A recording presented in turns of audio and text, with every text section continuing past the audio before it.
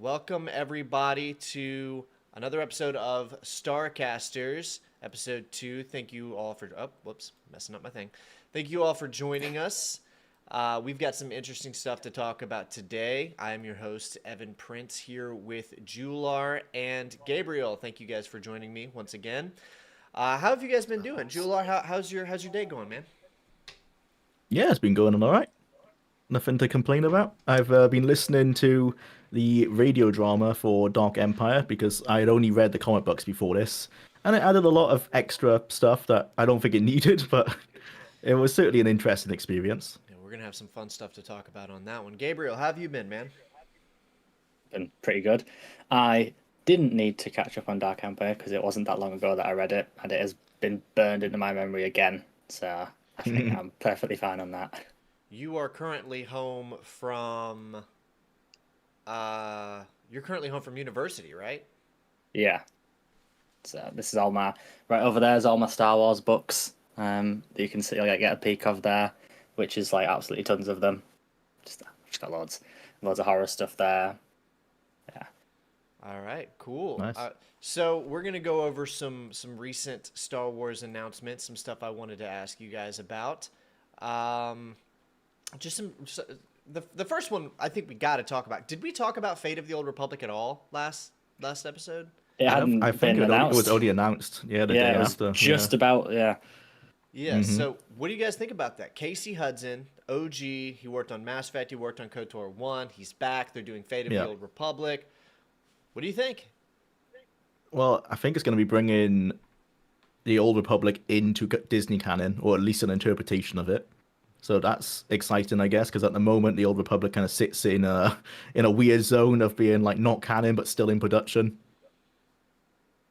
So that's always a good thing, and yeah, as for well me. as it will probably make the Revan book canon. I think if they're gonna like approach it that way, which is probably not what people want to hear.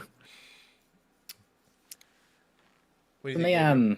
I think it's too early to say how I feel because I could like let myself get excited and it'll never come out, just because like they've announced so many Star Wars games now that just go nowhere. And sure, some of them do and end up being brilliant because I do think we still get some good Star Wars games, but this could go nowhere. I mean, we've seen nothing as well. We've seen a woman ignite a lightsaber, and we didn't even see the lightsaber, by the way. That's true. We see so little. It's not enough for me to say yet. Although my thoughts on the Old Republic, I will say that the Old Republic happened. We don't know what happened. Nothing that we know from the EU and the Old Republic is canon, except for somebody called Revan lived. So Revan is a part of the lore, although we don't really know much about him. The book Shadow of the Sith mentions Revan just like by name, and they don't say anything about him. So they could really do whatever they want. I think it's probably going to be like it's advertised as a spiritual successor. So I think it's going to be trying to capture the essence of the gameplay and the writing, but it's probably, I doubt anything from the expanded universe is coming back or making a return. Just maybe some little references and hints. But It yeah. is it is amusing how if you're even like partially paying attention, you can kind of tell that there is like a civil war going on in Disney between people who were desperately trying to bring things from the expanded universe into canon and people who are doing everything they can to kill all references to the expanded universe. And so when you Yeah. see things like Revan getting mentioned, and it's like it like basically backs them into a corner. We're like, okay, well, Yeah. Revan is here, and also they did that companion book for the Solo movie where Dash Rendar is mentioned, so Dash is canon, and they're just doing everything they can to slightly subtly bring expanded universe elements in. But then you have things like the Acolyte doing everything they can to undo it. So that hmm that has been very amusing to see Well, it's always going amusing to on. read on the Star Wars wiki. It'll be like, oh, this is all legends, this is legends, and then there'll be like a bullet point beneath. It's like, oh, since this happened in 2018, it's now back in the canon, kind of thing. It's always like It's one thing. always Like it's always Solo. A lot of things were through Solo actually were brought back. Hmm. it's always tiny Weirdly things as enough. well. Like the Gorman massacre. Like that was an EU event, and then they've done so when they did another Gorman massacre And in now Andor, it's which was very yeah. different. They had this, and I thought, oh, okay, so they've just took that and made some of their own to it. But no, the EU Garmin Massacre happened as well. So there's two of them in canon, the old one and the new one. Why even bother? Like, what's the point? And it's like you said, like, they inch little things in, like, sure, Revan exists, right? But we don't know anything about him. So, like, it just makes it more complicated. And like, as you said, I'm certain there are people in there trying to get stuff through. Because I know Timothy Zahn said that he has begged to do something with Mara, to reimagine her or do something with her. And I think they said something like, no way, or something like that to him. So it's like totally off the cards. Which, although he's desperate to write about her. There's speculation that she's going to be in the Starfighter movie, and she's getting played I would by be Amy so Adams. angry. I don't want her in canon at all. Keep my favourite character away from them. I don't want them to touch her. I don't want her in anything. Nothing. I don't trust them. Can you imagine if they introduce Amara Jade and she's just nothing like she was honestly, in the Legends? There's not many just things the same that name and nothing else. They can't. There's not many things that would push me away. But one of those, something like Mara is like a personal thing for me where I would say, okay, I'm done. I'm not watching any more of your stuff. I'm not giving it anything. That would be like a personal barrier breached for me where it's just, I'm totally done. Dang. Yeah, I don't see how anybody at Disney could bring Mara back short of letting Zahn be the one to do it, because they don't have people who know how to write. And she is a character that requires someone who understands how to write a character. Yeah, I know very well from the EU how often she was mishandled by other authors, and only a few people ever seem to get her. It would be I just know that they wouldn't do a good job of it unless they had like Zahn involved, because a lot of people just don't understand who she is as a character and the way she is, and I don't blame people for that, but it's just that it wouldn't turn out very well, I don't think. The same way that bringing a lot of Old Republic elements into canon, I think, could end up being disastrous if they don't handle it very, very, very precisely. Well, it's interesting you say that. Honestly, the Old Republic is like the one thing from Legends that they really could just straight up canonize. There's Dawn of the Jedi. The MMO's there. They could just say the MMO's now canon and just like drop it in because it's still in production. Is there anything there's like 5 Old Republic books, I think, and then the 3 games. Is there anything in any of that would contradict anything in current Disney canon? It depends how it might clash with High Republic. I know there's like the different time periods, but there might be some overlap. Far away from each other, I think. The only thing I would think they would be really hesitant with is KOTOR 2. I think they would be very hesitant for that because I don't think that's coming back in the new game. I think they'll canonize KOTOR 1, but not that. We talked last time about how much we love like the ambiguity of like the moral ambiguity of KOTOR 2. I know that the Disney continuity doesn't very much like ambiguity. It is very much against that. Very, black and white. Even in the books and such. I feel like they would be hesitant to add something like KOTOR 2 that is as grey as it is. They would probably edit things, and that's when for me it would be like, okay, I'm not interested now. Don't change this. Yeah, KOTOR 2 is one of those things where it just, whenever mediocre writers are faced with it, they just resent it and push it away. Be like, get that away from me. I think some stuff is too overpowered for like the Disney canon as well, like world eating. I don't think they want that like in their current ethos. I don't understand. Honestly, I think the guys that made the High Republic books and stuff would love all that stuff. The reason I loved the High Republic books and comics, which is why I was so disappointed when I watched The Acolyte, is because that multimedia project is probably the most like Legends feeling thing we've got since then. And it kind of felt like they were taking inspiration from things like the New Jedi Order and the Old Republic. The closest thing we've ever got to anything like that is in that series. There's this cool guy called Porter Engle that is basically just like a warrior Jedi, right? And he can fight like anyone. He's fought like whole armies and stuff. And what I find funny is some of the same people that will like him will say like, oh, Luke in the books is overpowered and stuff. Like, he's not doing what that guy was doing in those books. Oh my God. I mean, there's a comic where, like I said, he fights a whole army on his own. And and he's written so well, like you actually buy it.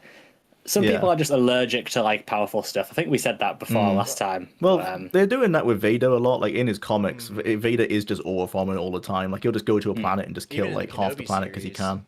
The Kenobi series, Oh, yeah. That ship takes off and Vader grabs it, pulls it back Grabs down, it, and yeah. uses the Force to just rip the side of the ship open. So, And but I mean, he's for me, Vader. that's like, I was gonna say, I feel like people who are like Jedi Masters, Sith Lords, they should be able to do stuff like that, and especially characters like Vader. But I don't buy someone as a Sith Lord, you know, if they can't do something crazy like that, because they've got to be really powerful, unless they've, you know, untested. Power Which is scaling why you can. constantly an issue for fictional is. universes like this, and I think a big problem with Star Wars right now is that it's kind of like a mishmash of people who are interested in producing media and people who are interested in the universe, and they don't get along very well, because you've got like Andor, which everybody seems to love. I think as Tony Gilroy even said, he's like, I'm not really all that interested in Star Wars. I'm not interested in the universe. I just wanted to make the show. I'm like, cool. It's like you like making shows, but why are you making a Star Wars show if you don't care about Star Wars all that? You know, regardless of the quality. Whereas you've got something like KOTOR 2, which was made in 12 months by people who fucking love Star Wars, which is I love when people like James Luceno. He's probably my favorite Star Wars author. You know, Darth great. Plagueis, the Unifying Force. He's so good, right? Before he Book of got Deception. It's onto a very underrated book.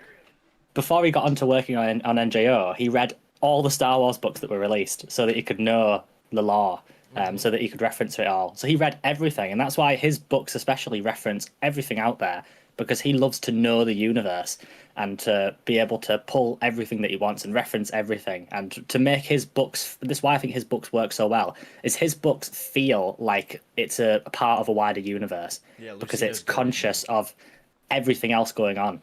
And not many authors can do that like Luceno can. In fact, I would say probably no one in Star Wars could do that like Luceno could, to like make it feel like this enormous world, because he knew everything that was going on, and this was so impressive. Which I understand, you can't expect everybody to know everything and be as into it, but like you said, why are we and I like Tony Gilroy and I love Andor, but why are we getting people that are saying, I'm not really that into Star Wars, to make Star Wars? Because like, it is a big franchise, and I feel like you should be handing it to people. Sure, not just saying like hand it out to any big fan or anything, but someone who's making it. I feel like there should be. There's got to be. There's got to be a like balance. directors. Well, you know that there's like writers and directors out there who would love to make a Star Wars film, because we know that they I think they're terrified of it now, though. Yeah, well, I think they would have loved it. You go back like 10 years, but right now, I think everyone sees it as a death trap. Well, they handed Ryan Johnson the keys to do whatever the hell he wanted, and he. You know, he didn't even want to make Episode 8. Did you guys know that? He pitched his own original Star Wars movie, and they told him to make Episode 8 instead, and so he did. That's not what he pitched. Well, that wasn't gonna work out. Yeah, he wanted to do. That's a big problem with Disney Star Wars in general, is just giving them too much freedom. Like, I know they have a law guy who like will check if everything like checks out, but they need to give him a bit more power to say like, you gotta speak up more and like really try and put your foot down if someone's trying to go too far. Themselves. When the Acolyte came out, they had to go update Ki-Adi-Mundi's canon Wikipedia page the day of to change his age. Because things were. Did you guys know that? They updated it the day that he was revealed on the Acolyte, because people were scrambling, because things are just happening. People are just doing things. Well, if you, for example, if you like the High Republic books like I do, there's a character called Venestra, and she's in the show. And I wasn't a big fan. I didn't like her in the books that much, but people did. The way they characterized her in the Acolyte led to them having to rewrite her character in later books to make her more like she ended up being in the Acolyte, because that wasn't the way that she was going. As much as they won't say it, I think if you read them, it's pretty clear that her character was going in a very different direction until the Acolyte was made. And again, Do you think they knew that the character was going to be in the Acolyte? Like, I don't maybe think they just they got did permission, initially. but they might have got permission, but I don't think they told them like what was going to happen with the character. Well, yeah, it's a thing of this. The way that Star Wars works is, you know, like Timothy Zahn, he made Thrawn, he made Mara. He doesn't own any of them, and he has no say in what happens with them. And it'll be the same way with the High Republic. That they obviously that initiative, although it didn't sell as well as like the New Jedi Order or old books did. It sold quite well when it started out, and I think they must have looked at that and thought, right, we'll make a show in that era, and then they thought, let's just grab that character and do this with them. I don't think they had any idea what she was like in those books, because again, as much as I didn't like her very much in the books, she is insufferable in the show, and she's nothing like she is in the books at all. She's a total different character, to the point where, like I said, they had to change her in the books, where she starts having a different story, and she just comes off as a different person. Yeah, it's just damaging other stuff. Like you said, they need somebody up there to do what they used to do with the EU, which, as much as people think they didn't, they did. There was people there. Leland Shee was the holocron keeper. I think he still is, but they nerfed his powers, but in so to speak. But pre-Disney buyout, Leland Shee was keeper of the holocron. He had to validate lore. You had to go through him. Usually, the way it went, he would do all that, and then if they wanted to ask any specific questions, that would go to Lucy Wilson, who would pass that on to George directly. And it would always be little stuff, but it would just be like, I think it was something like they could ask like 10 yes or no questions in the 90s and the 2000s that would get passed directly on to George, and it would just be yes, no. And it was stuff like, can Luke and Mara get married? It was that sort of thing that went to George. So they had some sort of control. There was always, if they did anything, and there's a smuggler called Booster Terrick in X-Wing. He's great. And they wanted to give him a Star Destroyer, a smuggler. They wanted to give him a full Star Destroyer. And they knew they were... it was Michael A. Stackpole. He knew they weren't going to give him that. So, because Timothy Zahn wanted a Star Destroyer in a battle in the Hand of Thrawn, he just wrote, I'm giving Booster this Star Destroyer to use in Timothy Zahn's book. So when that went through, that only slipped through because they thought that Timothy Zahn had already got permission to do it. So they managed to they managed to trick him into doing it. I mean, it's not like they tricked them into doing something horrible, because it is a very good, fun story. Yeah. But that's just, again, they had to, every little thing, like giving a character a Star Destroyer, that had to go and be checked, and that had to be allowed. So they were really very rigid on what they allowed, but I think that is a positive, because you've got to have a point where you just have to tell people you can't do that. And that that's the game something developers weren't asking anything. You think they asked, hey, can we have a Sith Lord who eats planets by standing there and just absorbing everything? Hey, can we have a Sith Lord who was chopped to pieces and holds himself together in agony through the sheer power of hatred alone? BioWare, I'm sorry, Obsidian had 12 months. They weren't asking anybody permission for anything. They just did it. You got to respect it. We're lucky that it turned out as well as it did. I have this fan speculation that KOTOR 2 and The Force Unleashed were the two biggest reasons for Disney retconning everything in the EU. I think Starkiller pulling a Star Destroyer out of the sky and the moral ambiguity of KOTOR 2, I think those two things were what made them go, we're not even going to entertain this.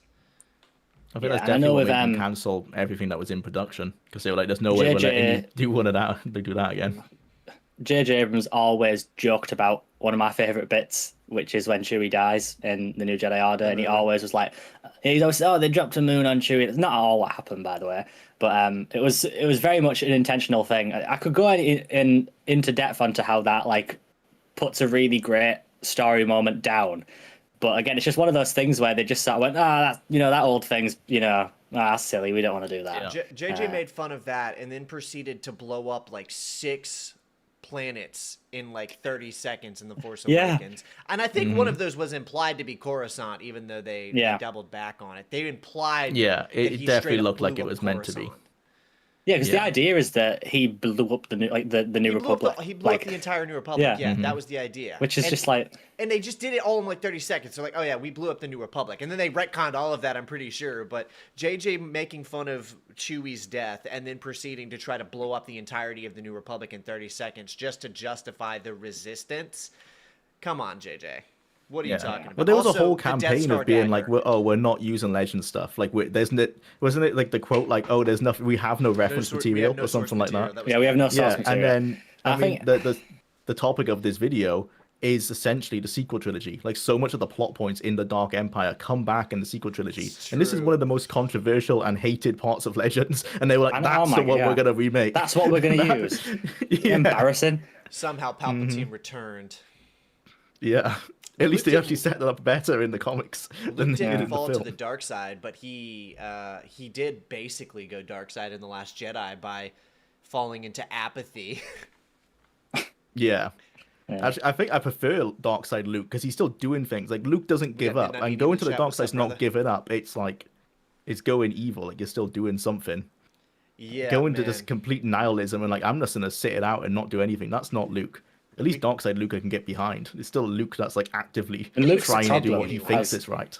Yeah, Luke's problem has always been sometimes that he tries to do too much. That's something great about the old books is that he has to step back and realize by the end of the New Republic era that I'm doing too much. He's wearing himself out, and that he has to That was a great decide to character step arc, back.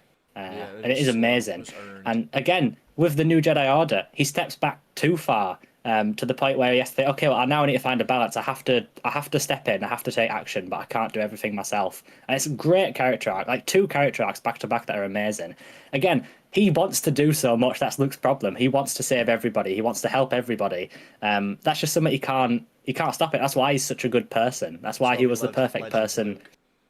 That's why he's the perfect person to help Vader come back from evil, because he just wants to help everybody, and that's why he was the perfect person for that trilogy. Which is why I just can't believe that he would decide to do nothing. I think I said last time I can believe that he would fail. I can believe that I can believe he would do something stupid. Blah blah blah. I just can't believe that he would just give up. That's the one thing I can't get behind, because that is just not who he is. We'll have Yeah. to have an entire episode dedicated to Yeah. trilogy hate later. But I did want to ask you guys, the hunt for Ben Solo has been a high topic of conversation for like a couple of months now. People talking about it. Daisy Ridley talked about it in an interview. There's still no confirmation, but rumors are happening that they're bringing it back, and we're gonna get a Hunt for Ben Solo film in the coming years. Do we have any thoughts on that? What do you guys think? Do we know anything about it, or is it just a name? We know it was called The Hunt for Okay, Ben Solo. so we don't even that- know when it's set. We presume it's before the sequels because No, that would make after. because he's dead, After, right? After. because Oh, he after. comes back is the idea. It's Oh, The yeah. idea is it's after Rise of Skywalker. We know Adam Driver said he worked on it, helped design it, pitched for it, wants it to happen, and said he loves the script. But it is after. It is Ben Solo coming back Okay. as a good guy. I hate it already. It's the search for Spock. He dies in Yeah. the second movie and comes back in the third. It is actually just the search for Spock. That's how I imagine it in my head. Yeah. I just don't want it. I feel like when we No. could be putting the valuable resources at Lucasfilm elsewhere, why are we putting it there? Well, like I'll- that's just such a waste of money. What they will- could have done is they set it before the sequel trilogy, and it actually runs over and completely retcons the entire sequel trilogy, and it's just Luke trying to hunt down his failed student, and that's there you go, new storyline. We're not that fortunate, I don't think. I know. That's like a better Sadly. timeline thing. I think one of the biggest reasons I think that they're going to do it, other than all the publicity and press it's getting, is that we know Starfighter mid-filming had a huge alteration to its third act. And Sean Levy was talking about, it was like, yeah, I had to rewrite the entire third act to alter and change things to set up for stuff. But he said it was better and it was worth it. But I think that they made him do a bunch of stuff to set up for Hunt for Ben Solo is what I think. I think they're going to do that movie. I think they. That's such a common Disney way of approaching filmmaking, being like, we'll have no plan, and then we'll just make people change stuff last minute. Like that's just so common, like in Marvel all the time. Mads Mikkelsen was saying recently how he thinks they never had a finished script for Rogue I One. also want to point out and Jar he Jar literally just said Abrams this. was He trying said to they were steal filming the it without a plot finished twist from script and that they KOTOR had to with film Rey multiple basically times because being they kept Revan. changing stuff. And he It's says pretty clear he said that something Rey like, was "I think they powerful just and they had to kept wipe her changing memory things to to try and hide make her. it better." And which Yeah. we know that is the Well, truth It because had a load if of you watch all the reshoots, yeah. So yeah, many if you watch all the reshoots. trailers, almost everything is a different take, There's a lot of and it scenes paints cut a out, yeah. different. There's some really interesting analysis stuff you can watch about how different some of the characters were and how different the story might have been originally. It's very interesting, but that is just the approach they take, I think. I mean, they do the same thing with Marvel. I know Yeah. that next Avengers film or whatever, we're pretty certain they started filming that without script. It's just the approach they take. They just start making things and then try patch it up as it goes It's along. how they approach like fight scenes in general in Marvel now. Like a lot of times they don't actually plan out the fight scenes. They know they could just CGI like most of it. Oh yeah, I read that actually. Hang on, guys. We Yeah, gotta acknowledge they get like all the reaction shots. We got $10 from X-Wing Alliance. He says, I also want to point out that Jar Jar Abrams was trying to steal the plot twist from KOTOR, with Rey basically being Revan. It's pretty clear that Rey was powerful, and they had to wipe her memory to hide her. It's pretty good. It's pretty good insight. Yeah. I do think it's probably giving too much credit to JJ that he was trying to steal the plot twist from KOTOR, because I don't think he knew anything about Rey, who she was. I don't think he had plans for her. I don't think he was thinking about any of that. I think he's just. It's also. That's the most. It's closer phoned in- to. Yeah, it's closer to the children's book series Jedi Prince, which was one of the first things they made, which was about Palpatine's grandson. Or was it his son or something like that? It's either his son or his grandson, and it's some kids series. Everyone hates it.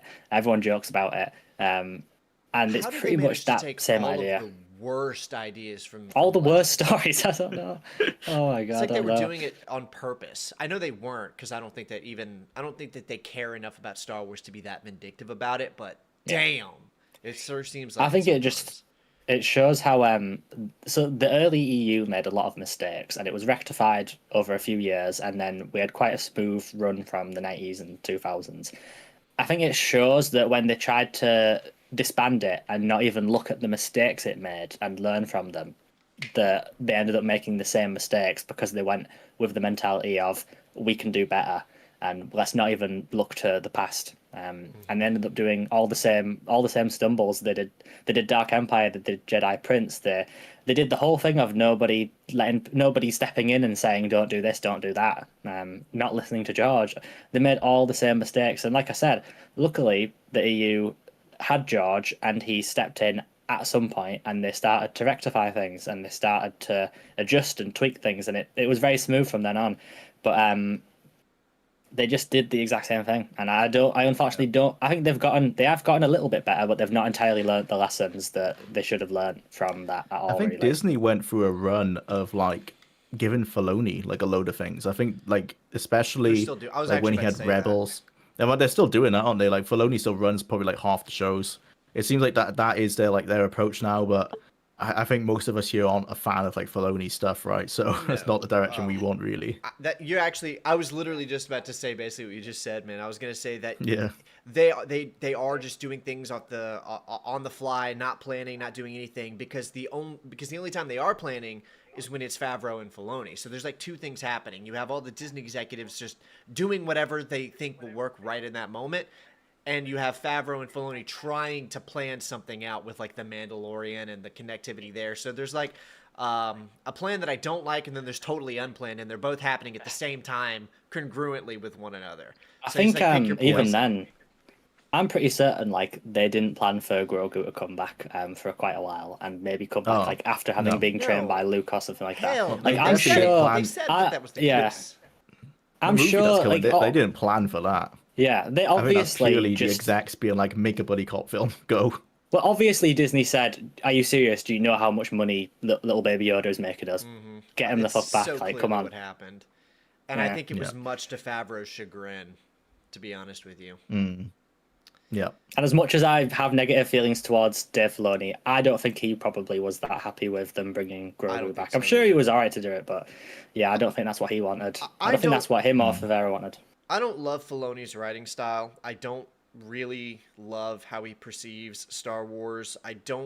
There's a lot of stuff I disagree with him, but I'll tell you, I'll take Filoni over all of the other stuff Disney has done, because at least Filoni likes Star Wars. I don't think that he likes the same perception of Star Wars that I like, but at least he likes it. At least he's excited about it. You know what I'm saying? Like, and this was the last thing I was going to ask about before we jump all in on Dark Empire, but Maul Shadow Lord is coming. What do we think about that? Original Maul series set post Clone Wars, pre-original trilogy, completely Maul centric. Talon is rumored to be involved. I don't know if that'll happen or not, but this is probably a Filoni thing. Well, him and Witwer. What do we think? I don't need more. I don't need more Maul. I don't need any more Maul. Especially I guess like it's just filling in like what happened between Clone Wars and Rebels, right? yeah. Because I just in feel like Rebels, they find him in not like a much. Jedi temple, I think, and he's like quite old. Well, he's not actually old and decrepit; he's pretending to be. So I guess they're just trying to fill in like what happened in that timeline. He kind of gave an expo dump in Rebels, I think. So they've got some groundwork to work with, and obviously Whitwer is going to be big for that character. Kind of is his character now, anyway. I'll I tell you- worry. I worry. The worry I have is that obviously we do think that might be Talon in the thing. I just worry how they're going to handle her because poorly. I just don't think she fits in. Yeah, she doesn't fit in that time. She's a character, right, that I'm not that attached to. I wouldn't mind if they took her, put her somewhere else, and did something different with her. I'm not that attached to her, but I just don't think of all the places that we could put Talon and do something with, why there, where like Well, it's nothing not can confirmed. happen. We don't know if she's going to be Yeah. there. And I think a lot of people just have Talon associated with Maul because of that Maul game where Lucas tried to kind of shoehorn her in there. And now there's this idea. Talon has never once actually appeared with Maul, but she's like associated with Maul because of that game that never came out called. Yeah, she was Maul with Shadow of the she was Sith or with the one Sith and Darth Krayt and all that lot. Yeah, she was one of them. she was way in the future, but because of that game, there's been that, and because Lucas wanted Talon and Maul to have like a partnership, it's always been that association. But all of that has never actually existed in any form. It's never been made into anything. One thing I will say, I have always been of the opinion that Maul should have stayed dead after the Phantom Menace. I've never liked his comeback. I've never liked, even though some parts of his story I find compelling, I hate it. I hate that he came back. I think he should have died on Naboo and stayed dead. But with that said, I am hopeful for Maul Shadow Lord because let me pitch it like this. We could get a kind of edgy, dark side centric Star Wars show with a Sith Lord killing people with a red lightsaber. Yeah, Kind That's- of. That's the why best I'm thing not to come out of totally. it. As much as I say I'm not that interested, and I don't need it.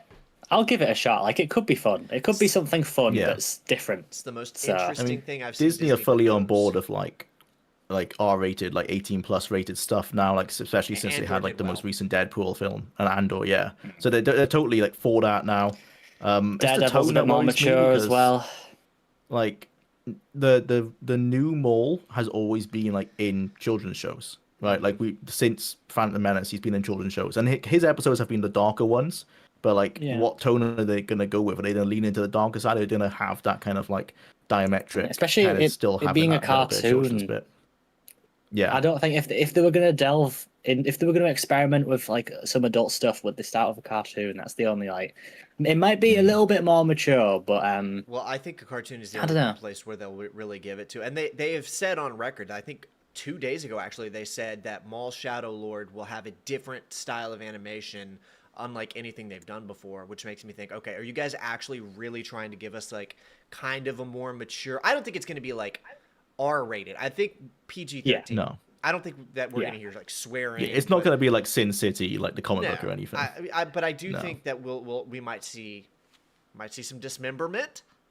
Come on Mm-hmm. now. It's the most hyped I've been for a Disney product, I think, set in the Star Wars universe, not counting like the Jedi games. Just because the potential of a show based on Maul being cool, doing dark side stuff, and like building his underworld, his little crime syndicate. That just sounds appealing to me, regardless of who the character is. They need to back off the Sisyphus thing. Where I don't know if you guys know this, Freddie Prinze Jr. likened Darth Maul to Sisyphus, where he's perpetually pushing the boulder up the hill. He never wins. He never gets his way. I think if they're going to do a show set around him, they need to back off that just a little bit so we see him. Yeah, get some Maul Ws. has to have Yeah, something well- go successful for a little bit Yeah. at least. Especially I if think that's- canonically he made an Empire Syndicate, you know? Yeah, and I was gonna say about like about that. What's weird to me is I always just hearing that now. I always think like before he met Obi-Wan, he had never lost, except under like Plagueis, not Plagueis, under Sidious, because he's so cocky and confident when he fights Obi-Wan, and he so easily defeats Qui-Gon that this looks like a guy who's never lost before. This looks That's like why a guy he's who's so just been shocked, on the right? When he I could yeah. do when he what gets he split could in do This is half, a guy- he's just like, Phantom yeah, he Menace. can't believe it.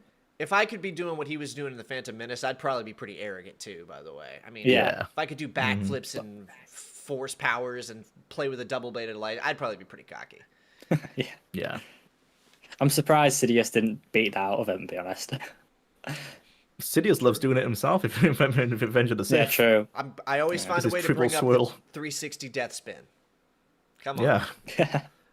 I think that I think that pretty much wraps up the news portion of the show for the first 30 minutes. And I think we've talked about it, we brought it up a couple times, but it's time to actually get into one of the more controversial expanded universe storylines, Dark Empire. And to address the question, title of the episode, guys, is Star Wars Dark Empire good?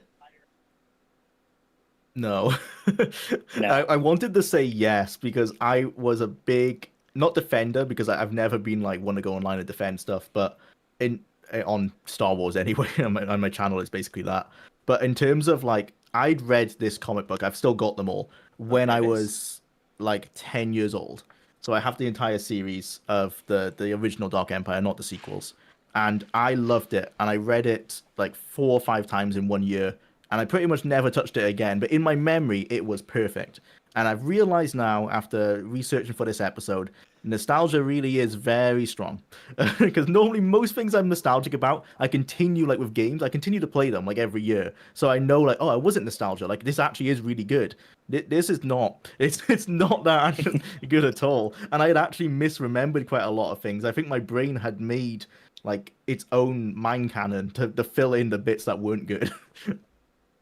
What do you think, Gabe? So I'll have my opinion after we hear from Gabriel. I will be honest, I fucking hated it for so long. And in fact, I've softened a little bit on it. Okay. When I first read it, I it's like absolutely hated it. Jular liked it, but now he's negative. Gabriel, have you you said you softened a he little bit? hates it, and now he's So, only yeah, negative. I dislike it, but I don't hate it anymore. I can see some of the positive elements, and I also, with a greater understanding of the expanded universe, it is probably one of the most foundational and important pieces of work to ever be released under Star Wars. It had an enormous Legends, impact, yeah. and it was really important. But it's just bad. I think it's poorly written. Amazing art, except for the fact that nobody looks right. It's just full of liked that. really strange, Great world art, strange terrible stuff. character art. That is what I think. how I And then would like say it. Yeah. it's just like throwing a bunch of ideas around and like, oh, what if the Emperor came back? What if Luke went bad? And it's just like throwing stuff like that, and then it's just written. I don't buy any of it. It totally for me devalues Luke in Return of the Jedi. It totally misunderstands it. It does almost a lot of the same mistakes that the Last Jedi does for Luke, except you don't give up, right? But it just totally undersells everything Return of the Jedi was doing with Luke. And again, just like The Force Awakens, it feels like Return of the Jedi didn't happen. And it doesn't feel like the Thrawn trilogy happened, which is set after. Because in the Thrawn trilogy, the New Republic was who we were following. They'd taken Coruscant. The whole Thrawn crisis, as it's called, was a last hurrah for the Empire. It was like their one last big go, and Thrawn makes one little mistake and it all crumbles. And the idea from Zorn, I'm pretty certain, is that is it for the Empire. Like, the Empire will never reach that level again. They'll be there, but they'll be small, and they'll always be trying to reach higher. But yeah, they'll always be the remnant. And you start Dark Empire, we're following the Rebellion and the Empire, and they're calling themselves the Rebellion. They're not saying the New Republic. And No. again, Well, it is, the as we were Empire, saying earlier, I just can't. because a lot of the legends weren't fully controlled and a lot of the authors didn't seem to be talking to each other, the author of this one, Tom Veitch, seems to have not been interested in the fact that there are other things that happened between his books and already happened in the Legends universe. Yeah. So there's 2 parts of Dark Empire. There's a radio drama, which has a lot of additional writing that's not in the comic books, and there's the original comic line, which was in 1991. So the original comic line in the opening crawl, which I have here, doesn't actually mention the Thrawn trilogy at all. It seems like he's not even aware of it. But then in the radio drama, which came out, I think, 2 years after originally, and then they updated it after that, it does mention the Thrawn trilogy. So it seems like they've tried to correct certain mistakes. So what happened there is they were being made at the same time. And they were pushing Timothy Zahn and Tom Veitch to work together, and neither of them would work with the other person. They just refused to work together. I think both of them were so strongly against what the other was doing that they just refused to like fix their work. So obviously, only one of them was begrudgingly, yeah, Yeah, I think only one Timothy Zahn. survived. And everyone ended up surviving. Everyone ended up siding with Timothy Zahn. So I think that says a lot. But There's a reason yeah, for it that. just it just doesn't fit. It just doesn't fit. I mean, when you're reading it in order, and you go from the Thrawn trilogy to the Dark Empire, and even as messy as some people think the Jedi Academy trilogy is, which I really like, it's still the Dark Empire storyline just feels like it's in another universe. Like it doesn't feel like it fits whatsoever. And again, to talk about like the production, it's so panned even inside Lucasfilm that it pretty much nearly gets retconned in the Hand of Thrawn. They have to spend a long time afterwards making up for it. Luke's entire character arc that I mentioned earlier of feeling like he's doing too much only exists because of Dark Empire. That was Timothy Zahn's way of trying to justify it and make something good out of it. And you know what? I think he did make something good out of it. But that wouldn't have. He had to come up with a whole character arc for Luke to try justify everything that went on in that comic and to offer a new perspective on it. And I think that Leia's that was a third few child years as later. well, I guess, comes from it as well. There's a Yeah. few things like they had to like continue things I that am he glad. forced into the canon.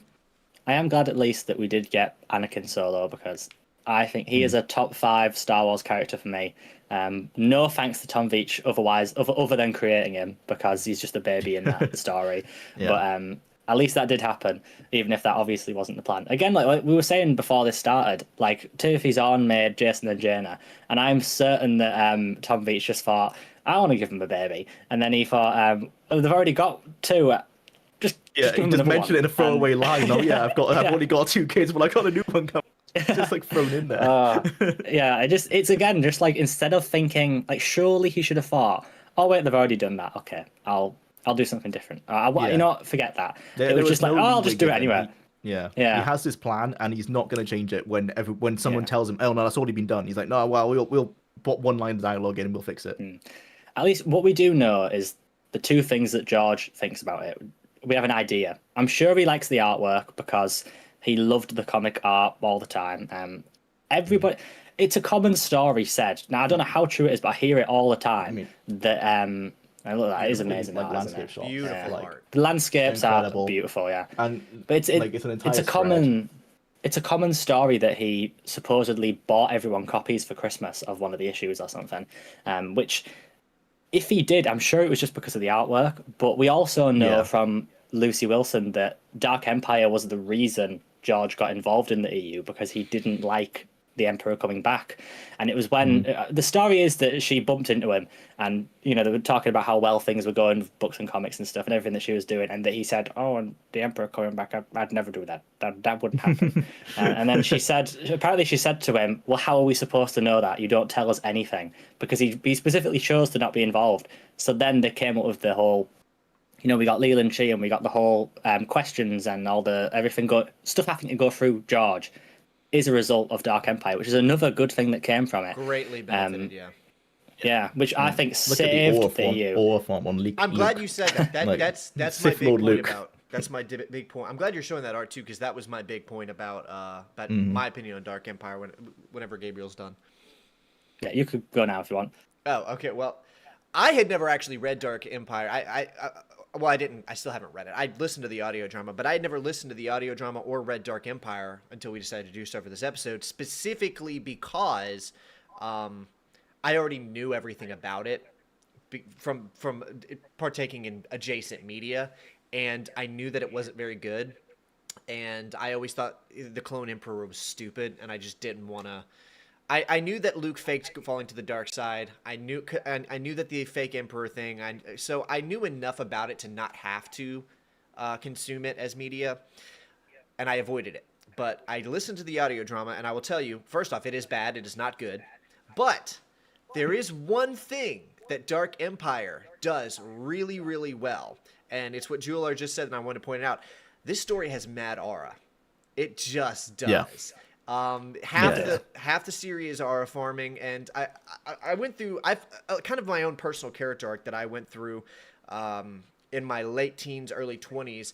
Is I stopped watching Star Wars and action movies, and I went through like a 10-year only consuming the most pretentious, up its own ass, avant-garde, deep-cut art house movies and albums. I was like really searching for something deeper, and it just looped me back around when I turned to like 23, 24. I was like, oh, actually, all of this is just like super try hard, and I like rescinded back to like being a 12-year-old, and now I just like cool things and like action movies again.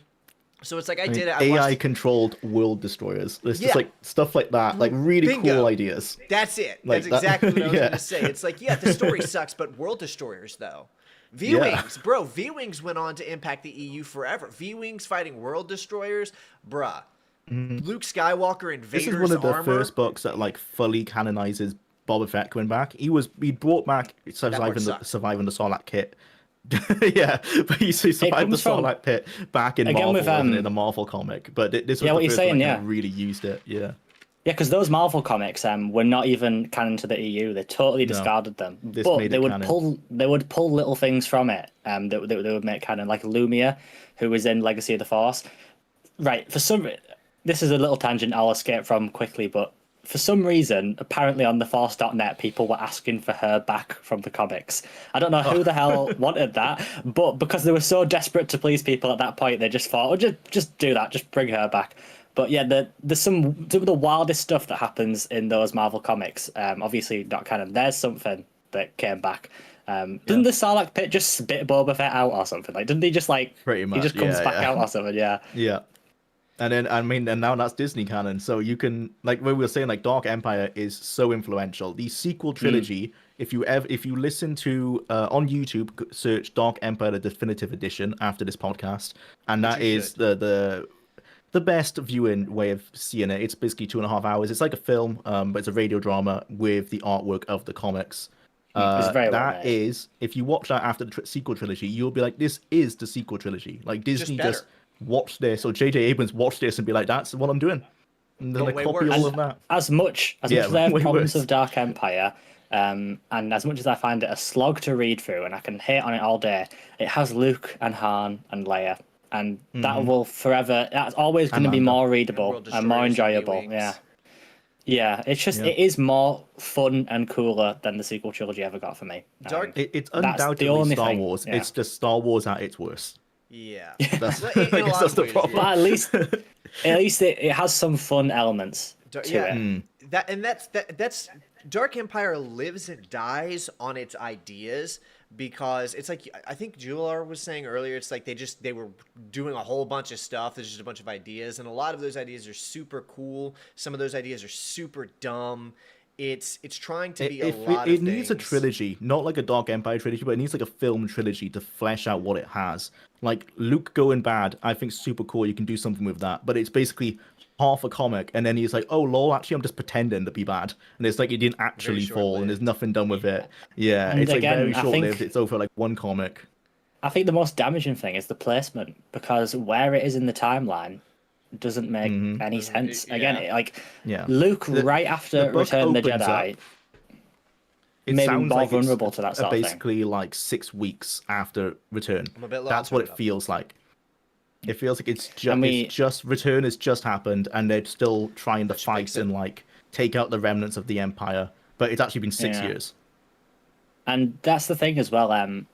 Like Tom Veitch, he wanted that, and as much as I can defend him and say that's what he wanted, I can also critique him and say, well, that isn't what he got, so why didn't he change things? So why didn't he edit things?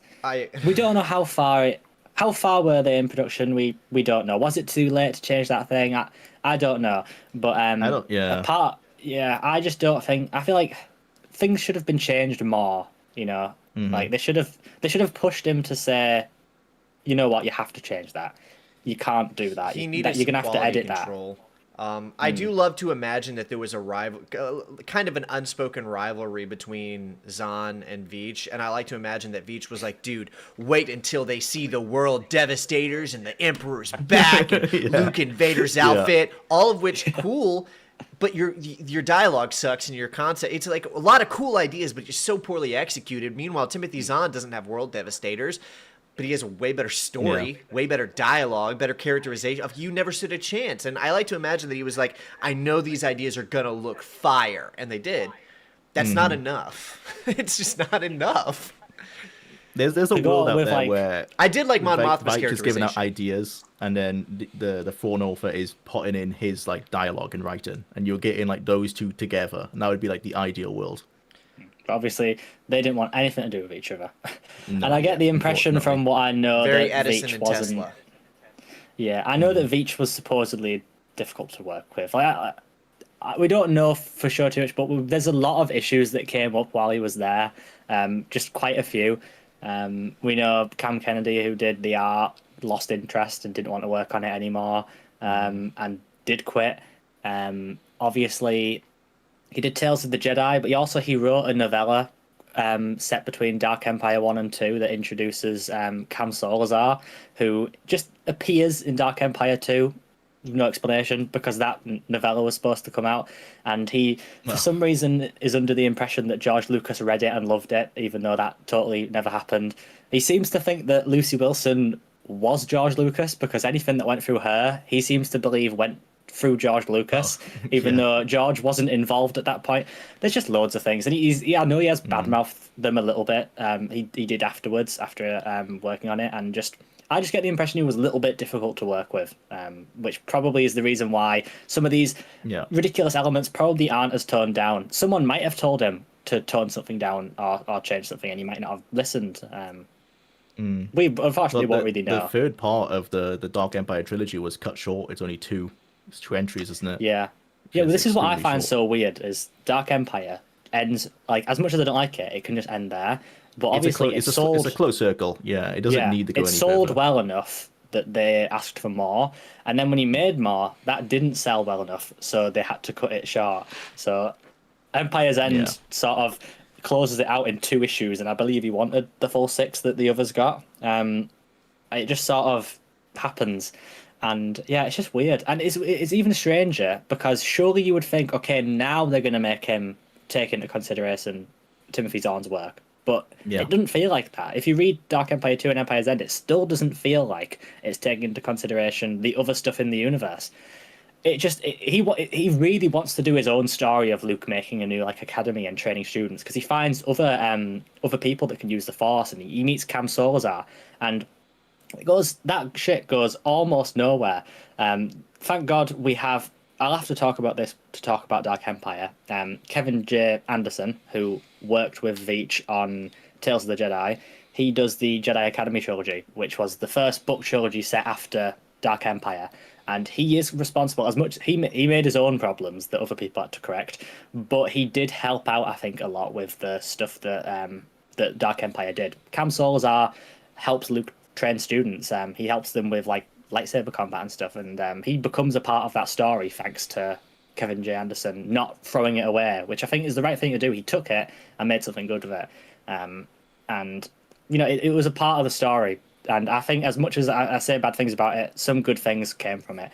George's involvement, some cool characters, a lot of fun ideas, and it spawned really the whole Dark Horse line of Star Wars comics, which afterwards led to some of the best comics I've ever read, like Republic and Tales of the Jedi Redemption, and just some really, really brilliant stuff. Legacy. So ultimately, as much as I have really negative opinions, I do think maybe a world with Dark Empire is better than a world without Dark Empire. That's what I would say. Probably. That's the best. That's the nicest way of going about it, I guess. Yeah. It did have a lot of... Because at the same time, I hate a lot of it. But it's really just a big list of a lot of cool ideas that were poorly executed. I mean, we got the Eclipse from Dark Empire, right? Yeah. I don't want to live in a Star Wars world without the Eclipse. Dark Empire the first time that Luke astral projects as well? I think it was. I don't think that was something that was. So he projects himself somewhere. You might think he's there and then he's not, and he doesn't die. And it's amazing. Yeah, he doesn't disappear. That could have been one way of. Do you guys know his metal hand disappears with him in that movie? Does what? When Luke, no, I didn't. When Luke fades into the Force in The Last Jedi. Oh, and the robe comes down. Yeah, his hand should dunk. Yeah, there's no hand. Yeah. His hand turns into the Force with him. His metal hand. How does that work? Wow. His Force Ghost has a metal hand as well. Written and directed by Ryan Johnson. Does he have his metal hand as a Force Ghost in The Rise of Skywalker? I don't remember. Because he's a Force Ghost in Rise of Uh, Skywalker, and he catches the lightsaber. Is his hand? Does he have his metal hand, or is he? He's That'd using be his so left cool. I hand. don't It know looks like. actually. Maybe JJ was He just trying to shouldn't put it all do together. because otherwise that would mean Anakin's Force Ghost should just be like a torso and like a stub of an arm and that's his head. Yeah, Like I if can they only if they does have a find robot arm. I can only find Oh, things they of leave him it- using his left hand, so maybe they leave it ambiguous. Yeah, maybe JJ just wasn't touching that one. Yeah. Yeah. There you go. This is the first time that Luke astral projects somewhere. This is him Oh, disappearing. it looks cool, doesn't it? That art is like Yeah. It looks so, So good. nice. It actually looks better somehow.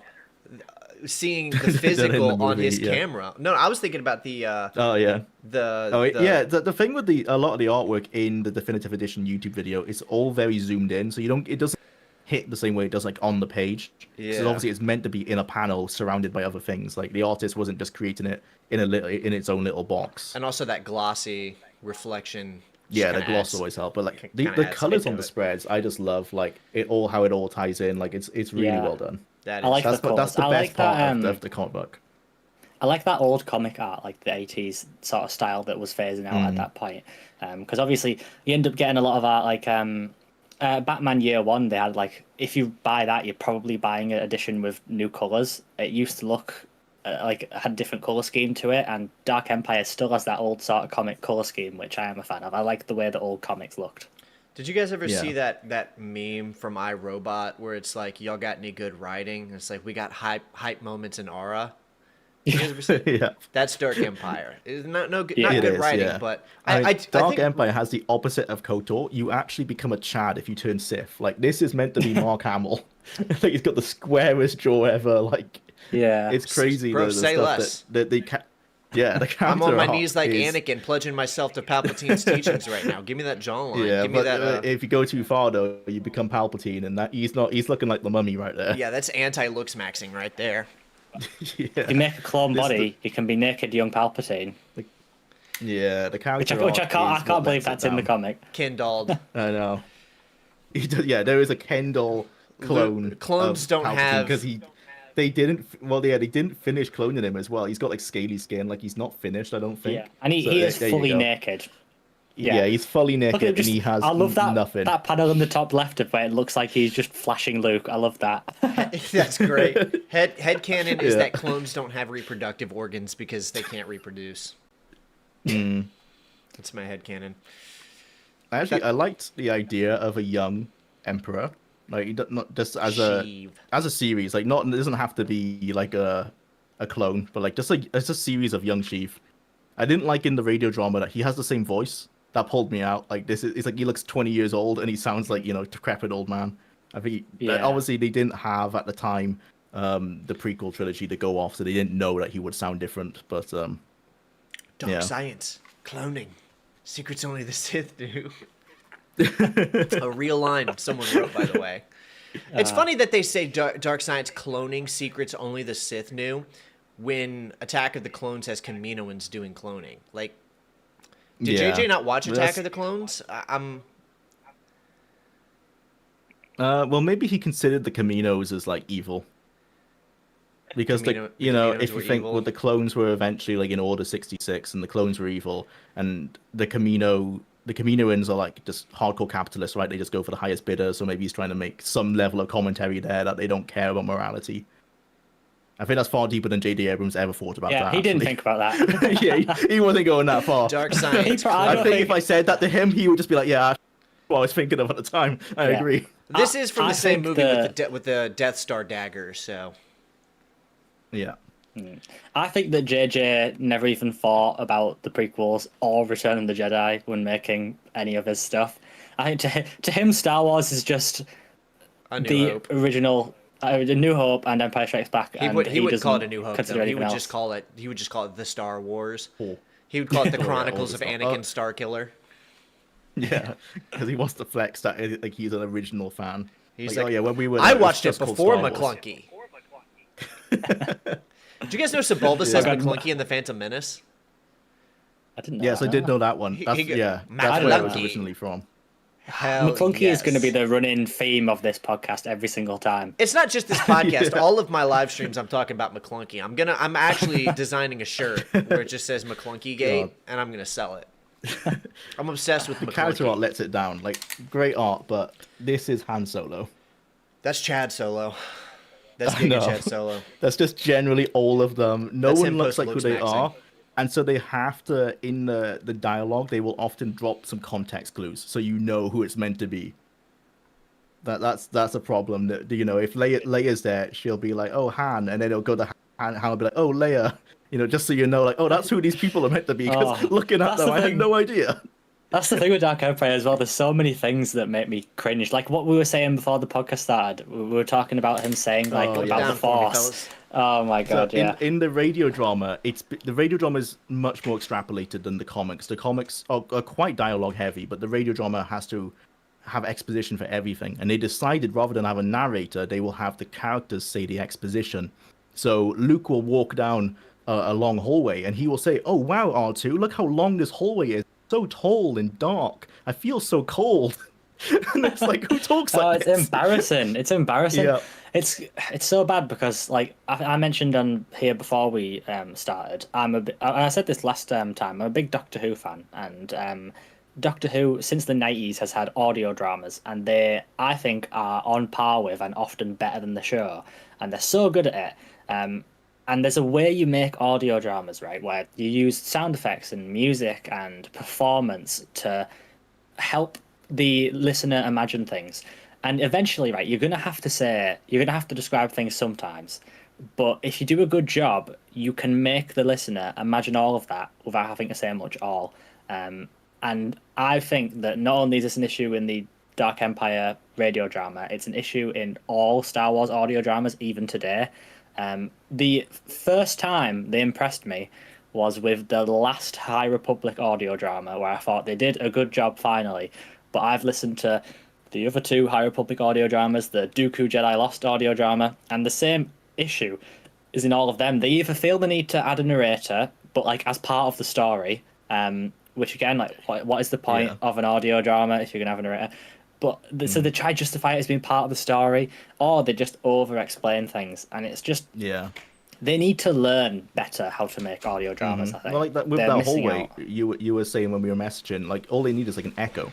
Like that would be Yeah, enough and to be that's like, it. oh, he's in a big like it's a big expanse. Like, Yeah, and that's then enough, use you know? use some music to make it. You know, talking about him feeling cold. use some eerie. use some Yeah, yeah. music. Yeah, yeah. It's just they're missing out. I think it's because it's the same. I think it's Random House Audio who do it like now. They make the audio books.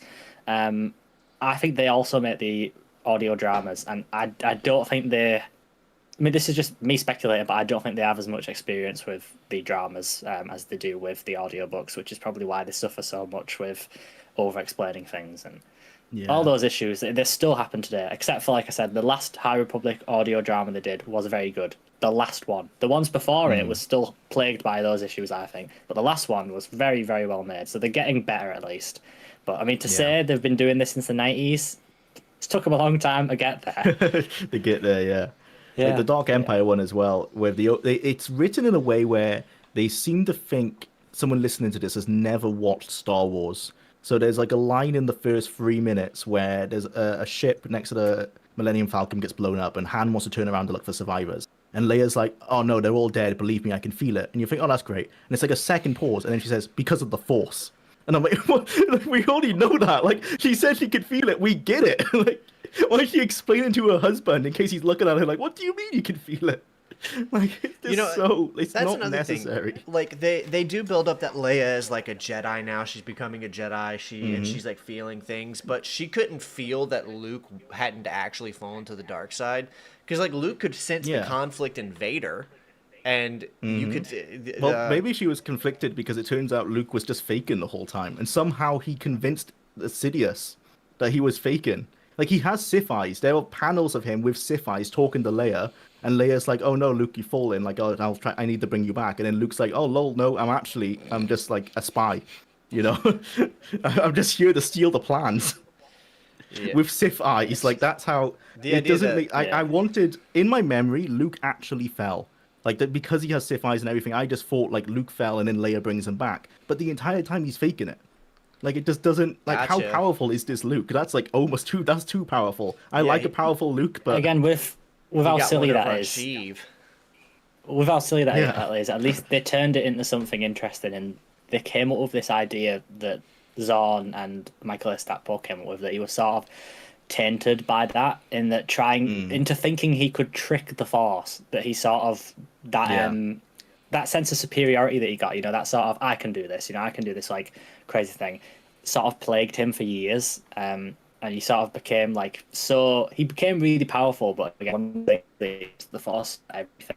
And he was just like using it for the tiniest things, and he was just so into his power that he eventually had to take a step back, and Yoda didn't really use the Force very much in Empire Strikes Back. Like he does it, he surprises Luke by lifting the X-wing. He just flexes on Luke. Yeah, That's it. Yeah, but otherwise he didn't do much. no. And again, I think that's Luke had to learn that I don't need to be doing all this crazy stuff all the time. And again, that's something that comes from Dark Empire accidentally.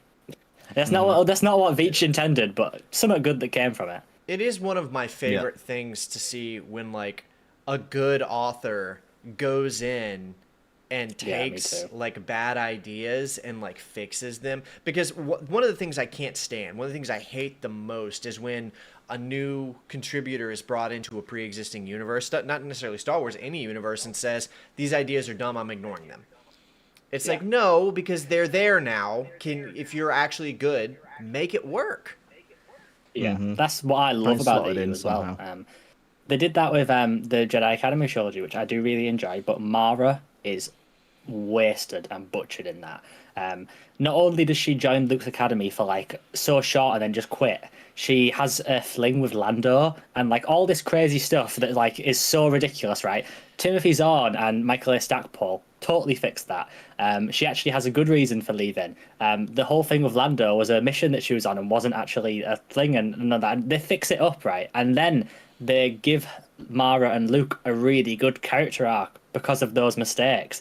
They give Luke his character arc of using the Force too much and trying to get involved in everything. Mara, she sort of felt like she was being ignored by Luke, and that what they had experienced together didn't matter to him. And she sort of tried to be her own person and tried to ignore him and stuff like that. And it brings them back together really well.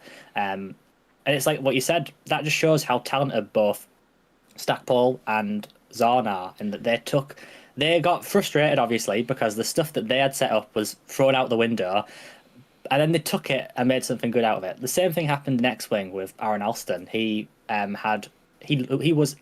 Alston loves Wedge, and thanks to him, I love Wedge as well. He is. And in the EU, oh my god, he is amazing. And they set him up with this amazing romance with this character called Ayala, and then Jedi Academy gives him a girlfriend, and it just messed up all of his plans. So what he did was he took that relationship later on and gave it a really sweet ending, and made this whole brilliant arc with Wedge up until that point where he's lonely and he's sort of this older man. All the people in his squadron are much younger than him, and he's watching them find love and start families and stuff, and he's on his own. And it's really, really brilliant story comes out of it that is really touching. It got me emotional quite a few times, because I felt so bad for Wedge, because he almost thinks that he can never have that life, and it makes it so nice when he does get to be with that woman and they do start a family, and it makes it so rewarding, all because this other author fucked it up by them not having communication, because they weren't talking to each other, so he couldn't share his plans with him. So something else happened, and instead of just doing Karen Travis, instead of just leaving or doing something like trying to retcon it or ignore it, he worked with it. And like I said, the other thing you could do is what Karen Travis did and just quit, because Karen was not happy with what happened with the Mandalorians, and she just quit. So, dude, so much of the expanded universe is just good authors running damage control on poor decisions from less good authors. So much of it is just that. I mean, they managed to turn bad things into good stories. That's what blows me away about some of this stuff. A few of those authors, it's mainly... It's either that, or it's like someone gets 10 frames in a Star Wars film, he gets an entire book now. Yeah, that's I can't believe... The Gulp Shido phenomenon. Yeah, I can't believe how Wedge, right? I'm certain that Wedge is only so popular because of the X-Wing books. Because oh my god, he goes from this little side character into a main character, and he is amazing in those books. Wedge is seriously like a top tier character thanks to those books. X-Wing, Yeah. really, he's just so good in them. And he goes from like a nothing character, but that's what they do so well. It's like you said, they turn these tiny characters into just. I love the part where he amazing says, "Look at people. the size of that thing." Best character in the film. Yeah, I do love Wedge. Yeah, in thanks to terms them. of like the two cool ideas in Dark Empire, it opens up with Luke has a Star Destroyer. Like they took one from the Empire. They have a Rebel Star Destroyer. Like where were all those in the sequel trilogy? They could have at least kept some of those around. Yeah, that's another thing question. about the whole sequel thing. The New Republic demilitarizes like immediately. What I love Yeah. about in the EU, right, is that there's a whole plot right throughout the New Republic era where if anyone can get a Star Destroyer and give it to the New Republic, they get like a fuck ton of money and like they get loads of respect and stuff. And you get to, if you can capture one for the New Republic, a lot of people get to like lead it. And the New Republic fleet is made of Mon Calamari ships and all these other ships and Star Destroyers. And they use TIE fighters and they use stuff from the Imperials. Well, it's not because far they off have what to take. the old Republic would use, or the original, what we call the prequel trilogy Republic, because they were basically Star Destroyers, right? Like the Venator class. Yeah, that's right. Yeah. They had to just take. The thing is, the New Republic had to just take what they could get, and I think as well in the expanded universe, they follow the right mentality of the Empire isn't dead, threats aren't going to stop. We need to have a strong military to stop things like this from happening. So they do have a strong. It actually military, mentions very that strong military. in the opening crawl of Dark in the first comic. It actually mentions how because they don't have the thousands of Jedi of the old Republic, they're really struggling to like actually control everything, and that's why they're fighting remnants of the Empire on Coruscant, as they call it in the Coruscant. radio drama. Yeah, Coruscant. Yeah. Prequel. Yeah. So they didn't know the pronunciation, but yeah, like that's the problem is that they need they need all they can get. They're fighting like loads of little civil wars because they have no Jedi except for Luke, and that's why he's trying to do everything on his own. The idea, I just can't get over what you said. The idea that the New Republic could gain control post fall of the Empire and immediately demilitarize is the kind of adolescent worldview that you would only be able to find in like the Disney Star Wars. Yeah. The Hutts would instantly conquer like so much. And the pirates, like the entirety of the Trade Federation issue in the Phantom Menace was because they kept getting raided by pirates and the Republic wouldn't grant them authority to have an army. It's like the idea that it's like, oh, now that the Empire, the only bad guys that exist are the evil Empire. Now that that's gone, we can all live in peace and harmony without the oppression of the Empire, and we won't have issue from pirates and Hutts and all of these other reasons why you would need a military. Yeah. Let's immediately demilitarize. It's stupid. The problem for me is I think a good story after the original trilogy features characters who learn from the mistakes of what they have lived through. Now the thing is, right, a generation afterwards might fall to those same mistakes again. That happens in history. But usually, the people that suffered World War II didn't do all the stuff that caused World War II. I don't believe that Luke, Han, and Leia that lived through the rebellion and the whole civil war that went on would just do all the same stuff that led to that war. It's just a Mon Mothma. Yeah. Are you kidding me that Mon Mothma? I read a little bit of Aftermath and I'll go back to it at some point. I'm not reading it properly at the minute because it's not my thing. Mon Mothma pushes for this demilitarization, and I just think does she not know what she has just been experiencing? I mean, yeah, was that somebody else? A senator, like she was a senator in the Republic and then in the Empire. I mean, Leia was a princess raised by a senator. Like they should have this history. They should know it. They should know like we need to keep some kind of presence of a military, especially because they don't have the thousands of Jedi as priest protectors anymore. You need something. Yeah, after having to fight an entire war against an oppressive force like the Empire, I don't think that your first thought would be, let's immediately destroy our military. That does not make and sense. I think did they actually retcon the movies in EA Battlefront 2? Because in that game, you are fighting. You start as the Empire. I don't know if you guys have played it, but you are fighting as the Empire immediately after Return. So, Palpatine's dead, and it's like, what happens that? And most you play as a character who converts to the good side, because obviously there's no way they're gonna be cool and let you play as the Empire the entire time. We'll But never get that. you convert over to the New Republic, and then you continue fighting Empire remnants. So there must have been some military presence, at least for the presence of that game, because that game takes over place over like 10 years. Well, I don't know, Something because like that. Luke is like Maybe a little really bit longer. like wise and stoic in that game, so that can't be the same Luke from the Last Jedi. So Battlefront 2's got to be No. like alt universe. Yeah. That's Because true. Last Jedi Luke would not be saying the things that Battlefront 2 Luke was saying. No. He forgot. Last Jedi Luke would get there, he'd see the guy with a gun and be like, here's my lightsaber, I give up. Yeah, the trauma since his dark side thoughts and his nephew. I'm gonna kill him in his sleep. I can't believe that's He a just real forgot. thing that happened. I can't believe that. We don't have to go on a tangent about it. I'm still in shock almost a decade later that we really got a film portraying Luke The as only reason he about didn't to kill murder Vader is his because Vader nephew. wasn't a child. If Vader was a child, he was getting killed straight away. It's the only reason he didn't. That's why, yeah, he didn't sense the conflict in Yeah. his father and redeem him from the. Oh my Yeah. gosh, dude! That's Since his what I hate most. My least favorite thing is when people try to defend it with the moment of him attacking Vader, because I always think That's like so that dumb. That's the thing, you've missed yeah. you've missed the point, because that scene is why he wouldn't do that, because he did that when he Yeah. was younger, so he's not going to do it when he's older. He'd learn that is him learning a lesson. He learns right as he attacks his father. Oh no, I'm doing the wrong thing, and puts his weapon down.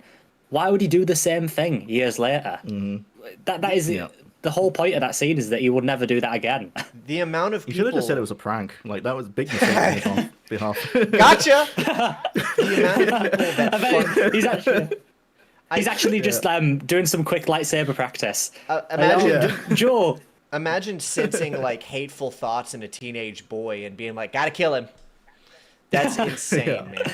The amount of people I've actually seen fundamentally think that the point of Return of the Jedi is that the Empire is destroyed and not that it was overcome through compassion and forgiveness. Like, you have this genocidal, horrible, aggressive, aggro tyrant who has murdered so many people, who killed children, who deserves to die, and Luke says, "I forgive you. You deserve redemption." That's the point. And people are like, "No, kill Vader." Did you not watch the same movie that Well, I I know watched? a lot of people I always disagree with about obviously after it's the New Republic. It's the New Republic versus the Imperial Remnant, and that goes on forever. A lot of people can't reconcile what happens in Legends, which I love, which is that the New Republic and the Imperial Remnant, they have a truce and they have peace, and Yeah. they decide to not fight each other That anymore, would make because sense, yeah. and what they say is, and this is what I agree with, right? Fighting each other till the end of time is only going to destroy both of them eventually, and it's not going to help anybody. It's just going to mean more people will die. They have their differences, but the Empire at that point is not what it used to be. Just live side by side and not attack each Yeah. other, and then the I mean, Yuuzhan they the Yuuzhan definitely Vong had their invade, version and of, they have to like, work the, together. They would have definitely had their version of the Nuremberg trials. Like, I'm sure they would have picked out like all the top dogs, and got them all. They're not going to be like every stormtrooper has to be popped to death. Like, there must be a point where you're like, Yeah, these ones are okay. Well, that's like Yeah, the a lot of thing people- with Disney canon, though, is that it is that way, though. It's if you were a stormtrooper, you were Yeah, complicit you're instantly in. like the worst thing ever. Yeah, because Disney lacks nuance. It lacks lacks the adult capacity for like understanding conflict and what it is. There's two sides. Teddy bear good guys and torturous, evil, horrible, genocidal bad guys. You're one or the other, and that's it. And it's crazy well, because in the expanded universe, if you read the Thrawn trilogy, Thrawn's like second in command is Pelion, who works with The him goat, and is right? Pelion is a hero in the New Jedi Order. He's one of the he's a hero on our side, and that's a really brilliant arc that lasts over almost 20 years, where he goes from thinking the Empire should be this great big, I think he was a proper Empire loyalist by that time, and he moves all the way to when one of the Moffs points a blaster to his face. He stares down the barrel of the gun and pretty much just tells him, we have to work with the New Republic, and that the way the Empire used to work doesn't work, and that's not how it can function. And she says that to him, and then joins the New Republic, and they work together, and they make a new government called the Galactic Alliance. And that is just such a good character arc, where he goes from somebody that you would want to kill to somebody you want on your side. Because that development, it's the whole thing of Luke. Obviously, he forgave Vader. It's like the whole message. It's like the whole message. We can't just kill all of them. We can't just kill the whole Empire. Yeah, we can't just exactly. kill everybody, because that's going to keep war going. If you say, "Oh, we've got to kill them all," or "We've got to put them all in prison," or "We've got to do something to all of them," That's you're never literally going to the have dark side. peace. That's Yeah, you're never actually going to have Yeah. peace anyway. It's just always going to have fighting and war, and sometimes you just have to, and it's horrible, but sometimes you just have to let things go, because otherwise you'll be fighting forever. And the whole point Then of you Star can't Wars make shows is, you know, forever. That's going to Oh, go yeah. against what Disney True. wants. Yeah. No, because Yeah. just bring in a horrible, crazy, genocidal alien threat from the outer Bring back the edges. Rakatan. Get them back in. We're not that lucky. Lucas I know. himself said many times in many different ways that like the whole point of Star Wars is what it looks like when compassion leaves the universe and what it looks like when compassion is brought back. The whole point is compassion and empathy. The whole point is you're a bad person who doesn't deserve forgiveness. I will forgive you. I had never seen. This is a weird But comparison. is that not the excuse then that Disney would use? Be like, oh, that's why they demilitarized, because they were like, oh, we don't need a military because we're all about compassion. It's like, well, there's obviously nuance there as well. But Yeah. Lucas What also they're didn't say saying that after just because What- because compassion what wins doesn't they- mean compassion. Compassion has does to be done not for equate everything. to defenselessness. Yeah. What they say in Aftermath is that they don't want to appear like the Empire by having a big military and scaring everybody. But again, it's just for defense. Like, Yeah. you've got to at some The point. way Like, I felt like in the Republic, the military was also the police force. Maybe when they say demilitarized, they don't mean they stopped like all kinds of police, because that would be like ridiculous. Also, I in assume The they still Mandalorian have season 2, something. there's X-wings that are part of the New Republic that are doing like a scout mission. Yeah.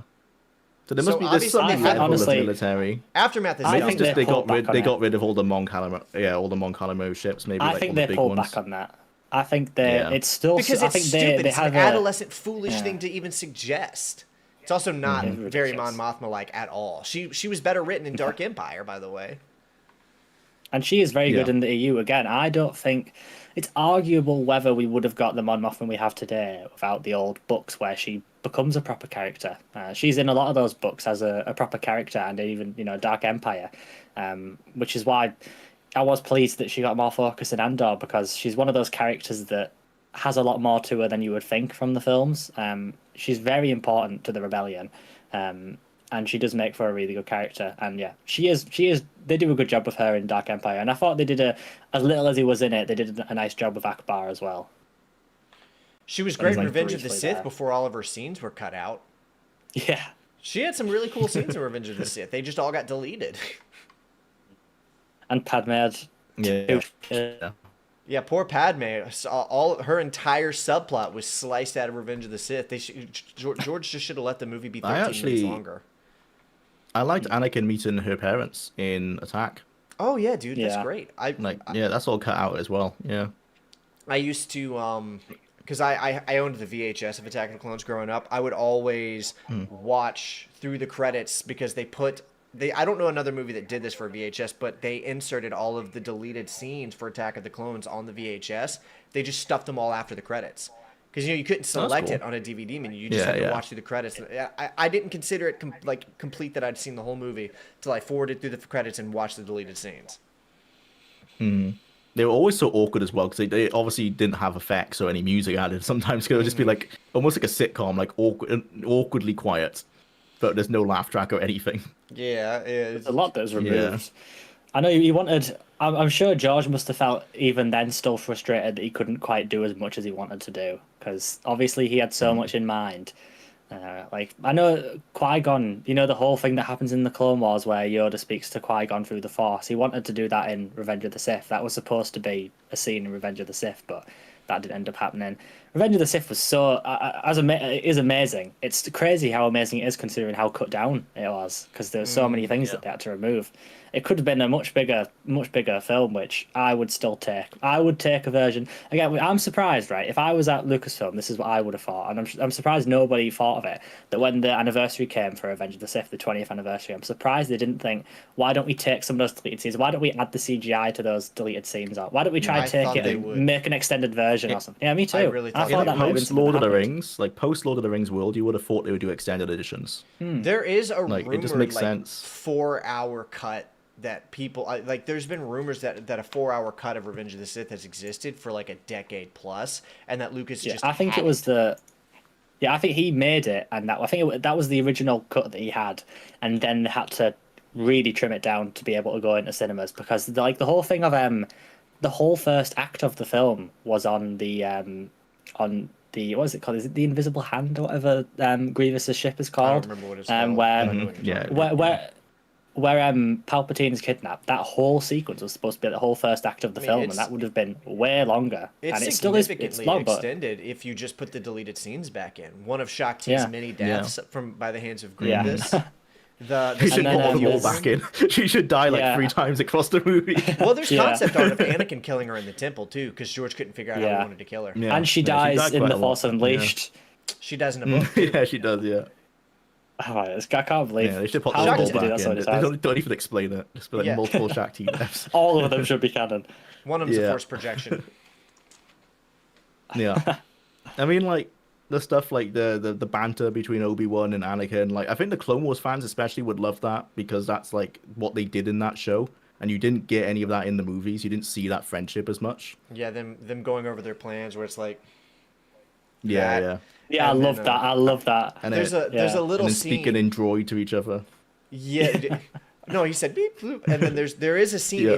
It's almost blinking you miss it because the scene is in the movie, but it's just cut out where they turn around in the elevator and they destroy the droids and they look at each other and Obi-Wan goes Roger and Anakin goes Roger, so they say the line to each other, completely cut out. Yeah. I don't know why they cut that. That's great.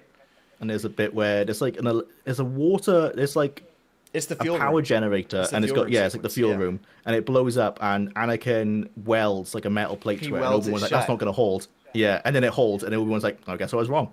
He says you still have much to learn, and then it implodes, and then Obi-Wan goes, "Okay, I still have much to learn," and they go. Yeah, yeah. Yeah, and there's also like so many ideas that they never even got to film, like the whole Palpatine and Mace fight and all the other Jedi were like much longer originally. They wanted that was going to be And much the Order bigger. 66 scene was much longer. So much Yeah. that I'm surprised they've never thought about doing They anything more. definitely could have milked that a lot more because that's like the most emotional part of the film. That's the part where like even like normies, like non-Star Wars fans, like my sister will like cry at that, like my mum will cry at that, like, It's and they don't sad. care about Star Wars. Like if it's on TV, that's a sad scene. Like they could have milked that way more. Well, that one I kind of get because Lucas made it very clear that he did not want Order 66 to be shock value scene. He wanted people to feel the tragedy, but not, he was very worried that people were going to be like, okay, he took it too far just to shock us. So he was trying to deliver the message of, That's why he only killed 20 kids. well, we don't ever see it. We only True. see the lightsaber igniting. But the whole Yeah. point is you have to make Anakin really fall as low as you can. You have to make him unforgivable so that it matters when Luke forgives him. Yeah. Because if you haven't done anything wrong, it doesn't mean anything if you're being forgiven. But if you slaughtered a room full of children, like, what is it? Yeah, that- do you think like if in a Disney version they would be like, oh, Anakin's only killing the Jedi who are like actually super corrupt and they were taking some bribes under the table? No, it would These be, ones it, like that, it's it okay wouldn't to be kill that. them. Because in the Kenobi they show him killing kids. It wouldn't be that. If Disney had their way, they would make Anakin No, I meant kill like the with, kids. with a new Disney character. I think Disney are okay with Anakin being evil because like he's established evil, but I feel like every new Disney character, they're not willing to like throw them to the wolves like that. They have to have like a redemption story of some kind or have like a reason why they're evil. Or they have to be fundamentally irredeemable and not be redeemed. Yeah. Yeah, that's the thing is Disney doesn't like the idea that you can commit atrocities and still be a human that is forgiven. Which Yeah. it's not just Disney. That's kind of a modern cultural lens where you lose your humanity after a certain point and you have become a monster. That's not really how reality works. You're still a human being. You just you fall into a cycle of making poor decisions over and over. That's why you see when But Anakin then cuts I off feel like the Mace's hand, dark he's like, side I'm can have stuck now. some of that. Like I feel like Darth Sion, like he's not coming back. Like there was certainly a point. Well, I Palpatine feel like isn't where coming you back. Yeah. no, yeah, Yeah, you're There- right there about is a that. definitely point, some but- characters who are irredeemable. Yeah, Yeah, I do like the odd totally irredeemable villain, but like again, a lot of the time, it isn't always. Most of the time, it isn't really that way. Again, with that happens. Like my favorite series, the Yuuzhan Vong. For some reason, people think that they're like all the big like space orcs and stuff like that. They're a culture. They're people. They're all people like us. And there are books when Anakin Solo fights side by side with one because he finds that this is somebody like him. They're people, and that they're all under an extremist, totally ridiculous religion that is their old religion has been distorted over the years, and that's what has made them so warmongering and so obsessed with this. Again, it has some resemblance to what their religion used to be, but it has been so warped that they become this really like terrible group of people. But they then sound again, like I said, they're reminiscent all of people. the 2002 Clone Wars cartoon. There's a Oh, you mean people Peak. in that. Yes, I mean Peak. But there's a people in that Anakin meets where he has to grab like a crystal from inside a force field, and like there's like the furry people. It sounds very reminiscent of them, where you think they're like animals and they have like no emotions or anything. They're actually like Yeah. Anakin relates with them a lot, and they Yeah. actually are human, but they've been forced. Yeah. They become like Well, that's warriors. That's what I love about them is that from at first glance, you think that they're going to be really stereotypical and not have that much depth to them, but they really do have a lot of depth. And even like the whole thing of them being outside of the Force is not true. That's just a mystery of the series. You're supposed to have this dilemma of, well, if life is the Force, how can something exist outside of the Force? You're supposed to question that. Some people, they look at the Yuuzhan Vong and say like, oh, that whole stuff about them being outside of the Force was so stupid. They weren't. That's like part of the point of the series is that they actually weren't. There's so much stuff like that, and that isn't true with a lot of Star Wars across the board. It's like we were saying that it's a good message. Is that it's very rare that people, and especially groups of people, are purely evil. The same way, like we didn't. People think that they should have like punished the Empire. As I said before, to compare it with real history, there's a reason we didn't punish Germany after World War II, because we did after World War did it in One. World and War I was One, about to say yeah. World War That's II what- happened because of the Yeah. punishment. Yeah. So that's why I think it is ridiculous that people think that the Empire should be punished so badly. Because are you kidding me that everybody there was like an awful person? There'll be people that even higher up, right, that just have nowhere Imagine else to punishing go. the lower class of Coruscant more, as if they don't already live in like the worst fucking place possible. Extreme punishment is like you want to look like the Empire. That's the Empire. Is like extreme Yeah, capital yeah. corporal punishment Yeah. in that sense. It's like That's either what you're the New Republic passionate should and be more empathetic forgiving. or you're not. Yeah. And if you're not, the Empire sign-up sheet is right there. Yeah. And again, with Legends doing a better version of it, they play with that idea in a book called The New Rebellion, where the New Republic are posed with the idea of letting Imperials into government, and Leia is strongly against it, and it shows how they can sort of come back into society one day, but that was where it was like too early, and she really fights it in that she thinks that they will take advantage of everything and that they will try to gain power again, and they do. The Senate is bombed, which happens in a book called Bloodline. The political story of Bloodline is very similar to the political story of the New Rebellion, but a lot of that sort of stuff, it does get taken advantage of, but again, it takes time, because over time the Imperial Remnant, with cooperation with the New Republic and with the invasion of the Yuuzhan Vong, they start to change, and that they make them better until they form one government, and all the best qualities of everyone gets pulled together, and they all work That's always the things out hope. together, which is brilliant, and that's what I love about a story. I think that as much as there should be hardship and failure and loss and war and stuff after the original trilogy, I think what the story that should come after the prequels should be a story of hope and a story of success, because I think it fits thematically if the story after the prequels is success, because the prequel story is like the ultimate failure, in that. I'm not saying the films fail because they're amazing films. What I'm saying is that It's a all the story characters fail. Yeah, it's like it's a comedy of errors. I always tell people that if you're watching the prequel trilogy like a series of movies, you're not going to have as good of a time as if you watch the prequel trilogy like a Greek stage play. The dialogue is stiff as if it's a play. Everything is being recited like it's an ancient Greek tragedy.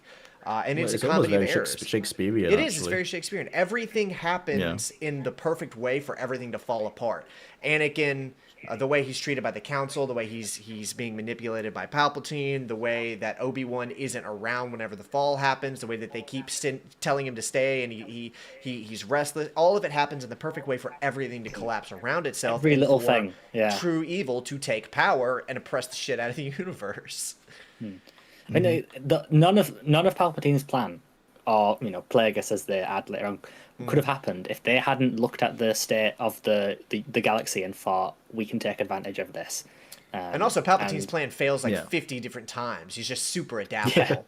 Like the Phantom Menace is He's his very plan clever. failing, and him going, "I can still work with this." There's a line in. Did you guys ever watch the Daredevil Netflix series?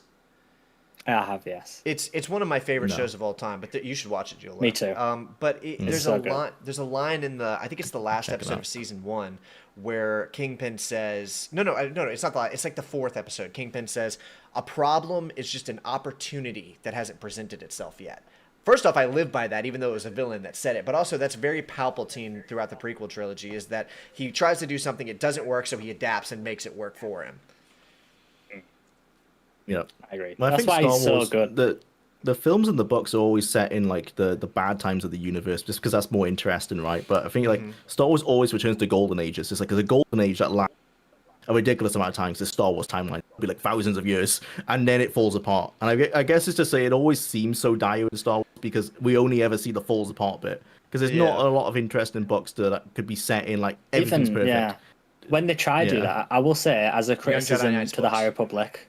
I love the High Republic, but as a criticism to it, that is supposed to be set during the Golden Age, and it is the Golden Age. The Republic is amazing, the Jedi are amazing, but it's supposed to be set during a time of peace.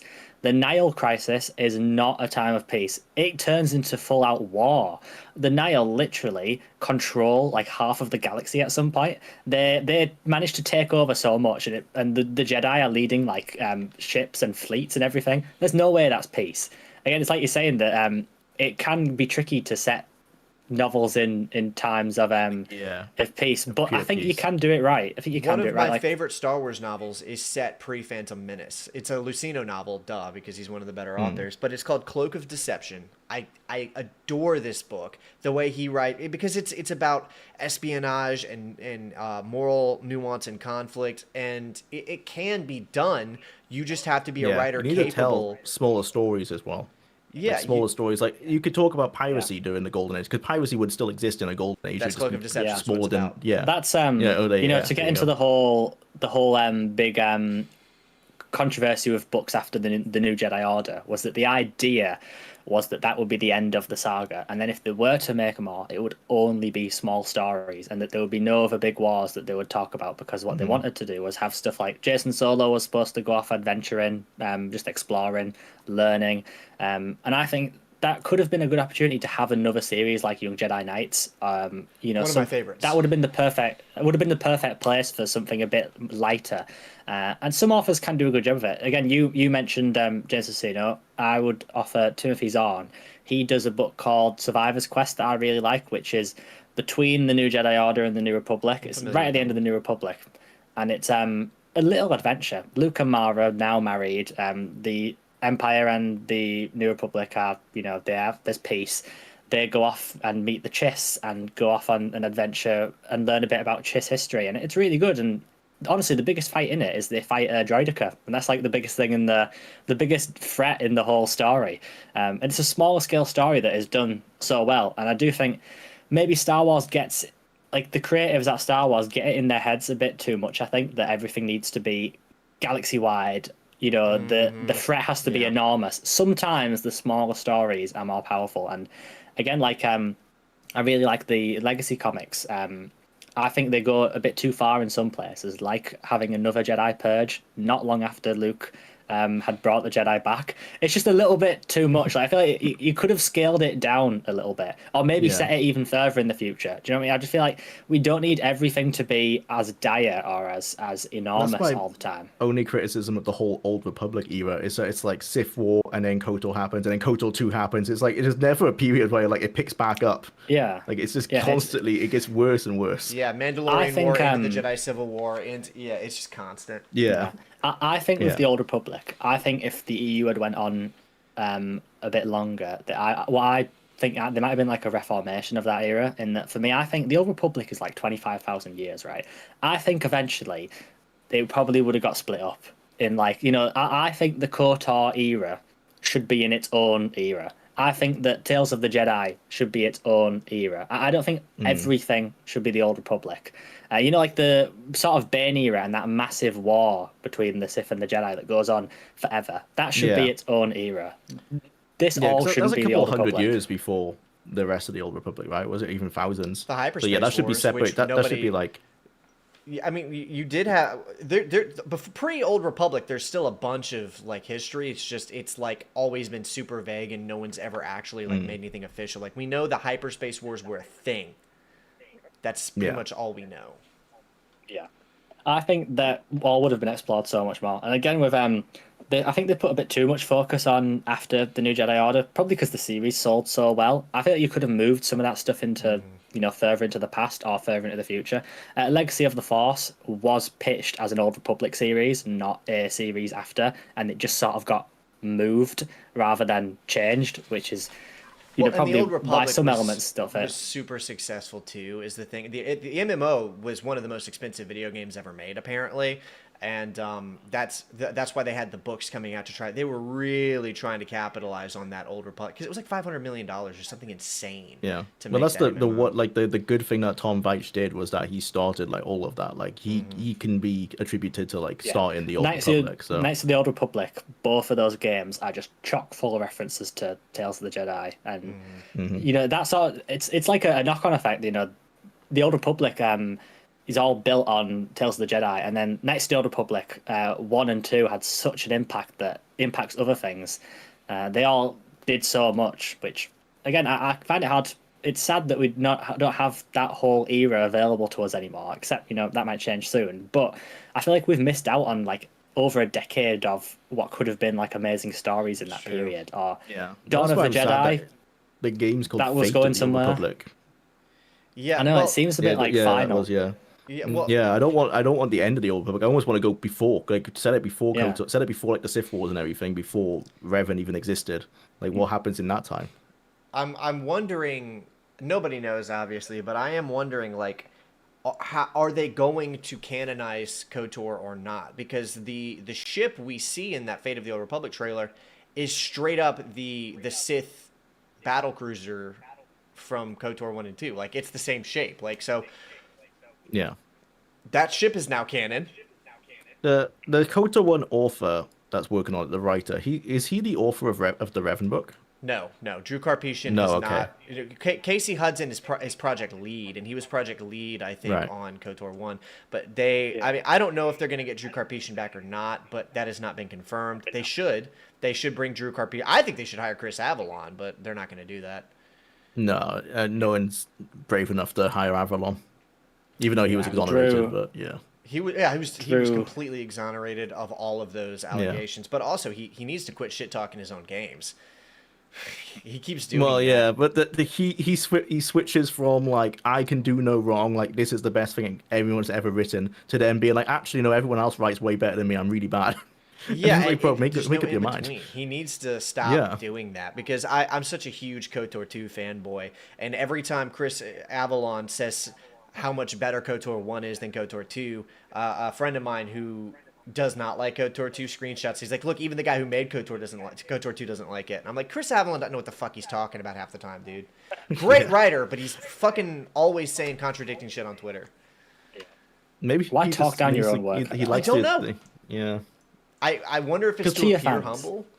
Because he doesn't talk down on his New Vegas contributions. But yeah, Avalon does not like to appear humble. Like if you talk to him about Fallout, like he just dogs on anything Fallout and pretty much pots his own writing like right up there. Mm-hmm.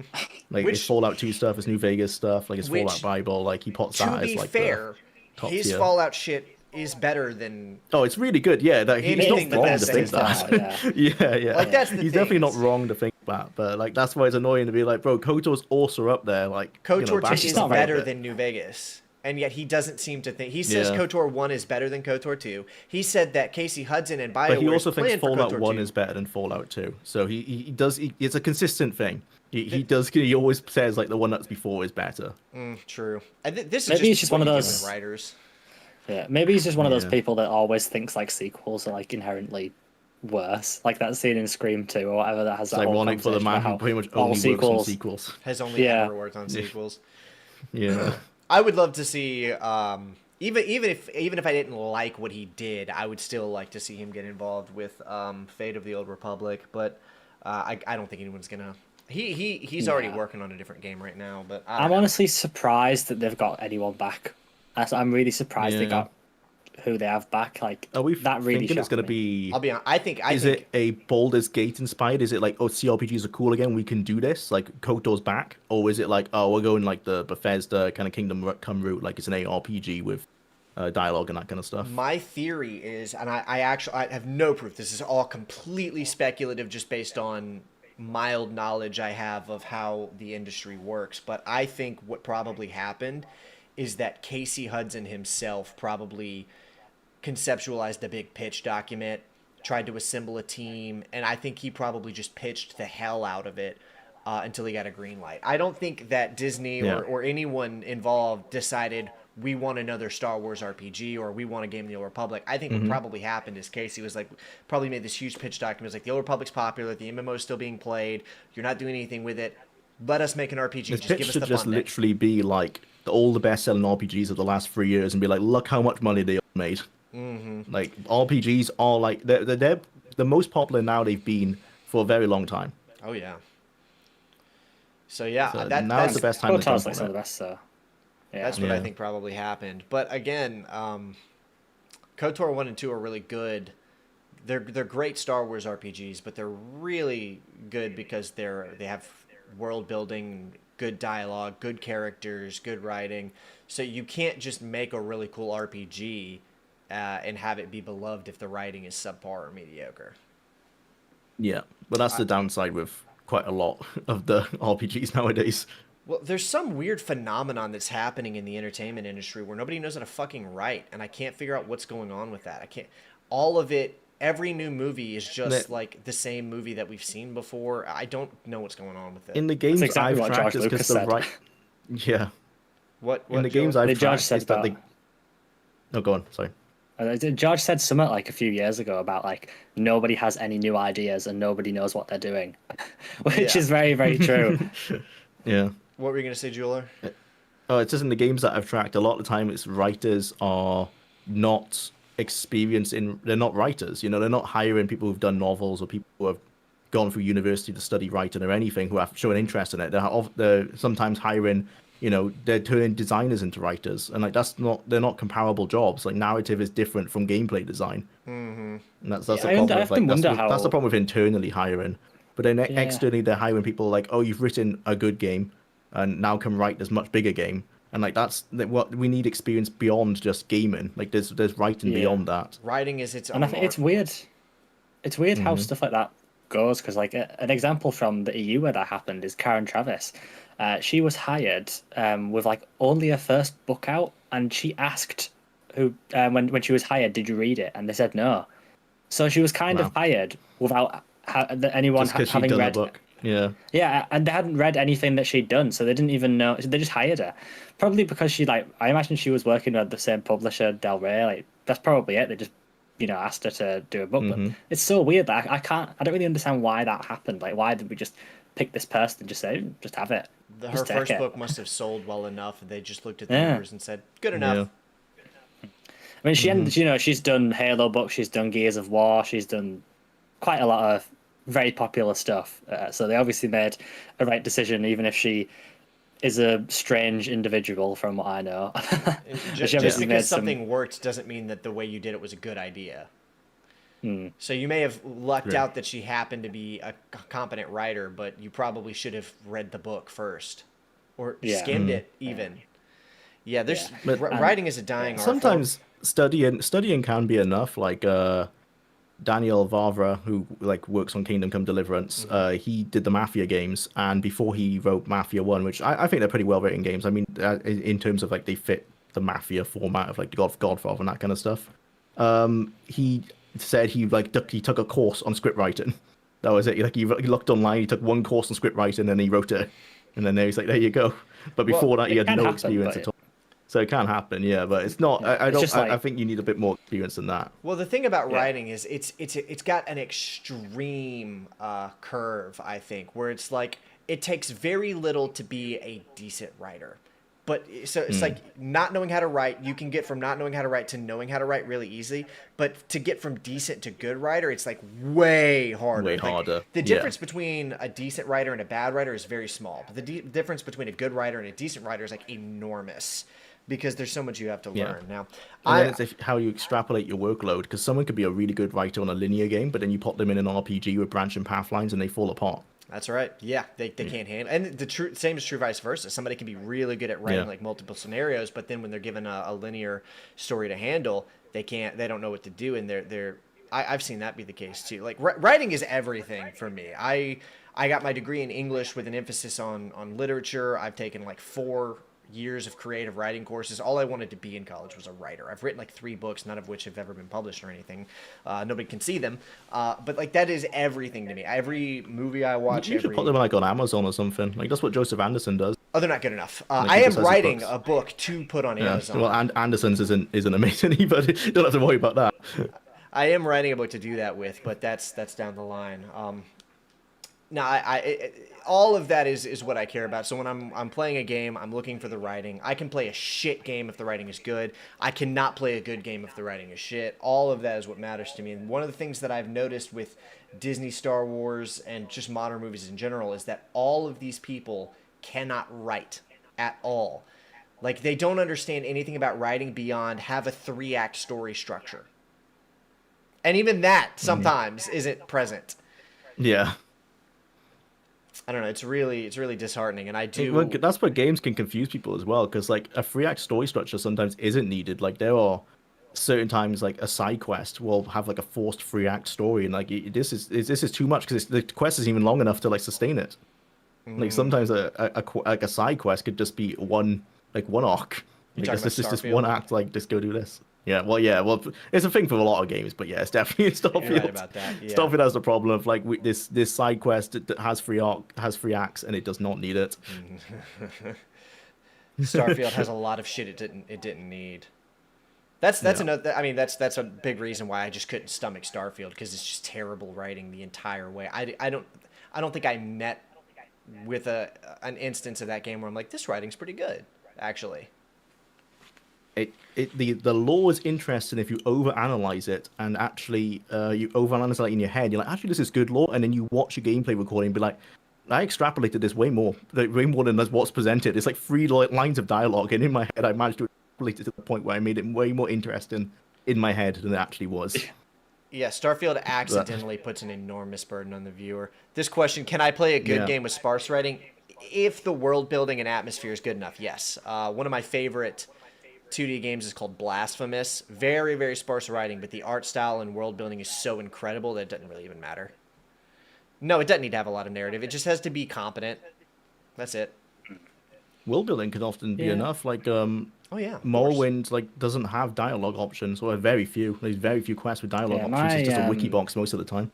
That's right. My favorite game just all ever is world building. Half-Life 2. I love Half-Life, That's a good choice. and it has like a really rich story, but almost all of it is told in world building. It's told in paying attention to the surroundings and listening to stuff and reading things and just everything that passes by you and listening to people and newspapers and stuff like that. Just so much of that universe is crafted through the world around you. And sure, there is like points where you stop and talk to characters, and there is a narrative and a heavy narrative, but what makes it so good is that the world building is just incredible. Like, it's some of the best world building I've ever encountered, and it's environmental storytelling. I think is really important to games over like just writing like dialogue and story. A lot of it is environmental storytelling is really key, I think, to making a good game, even if you don't actually have that much of a narrative. I think that carries it.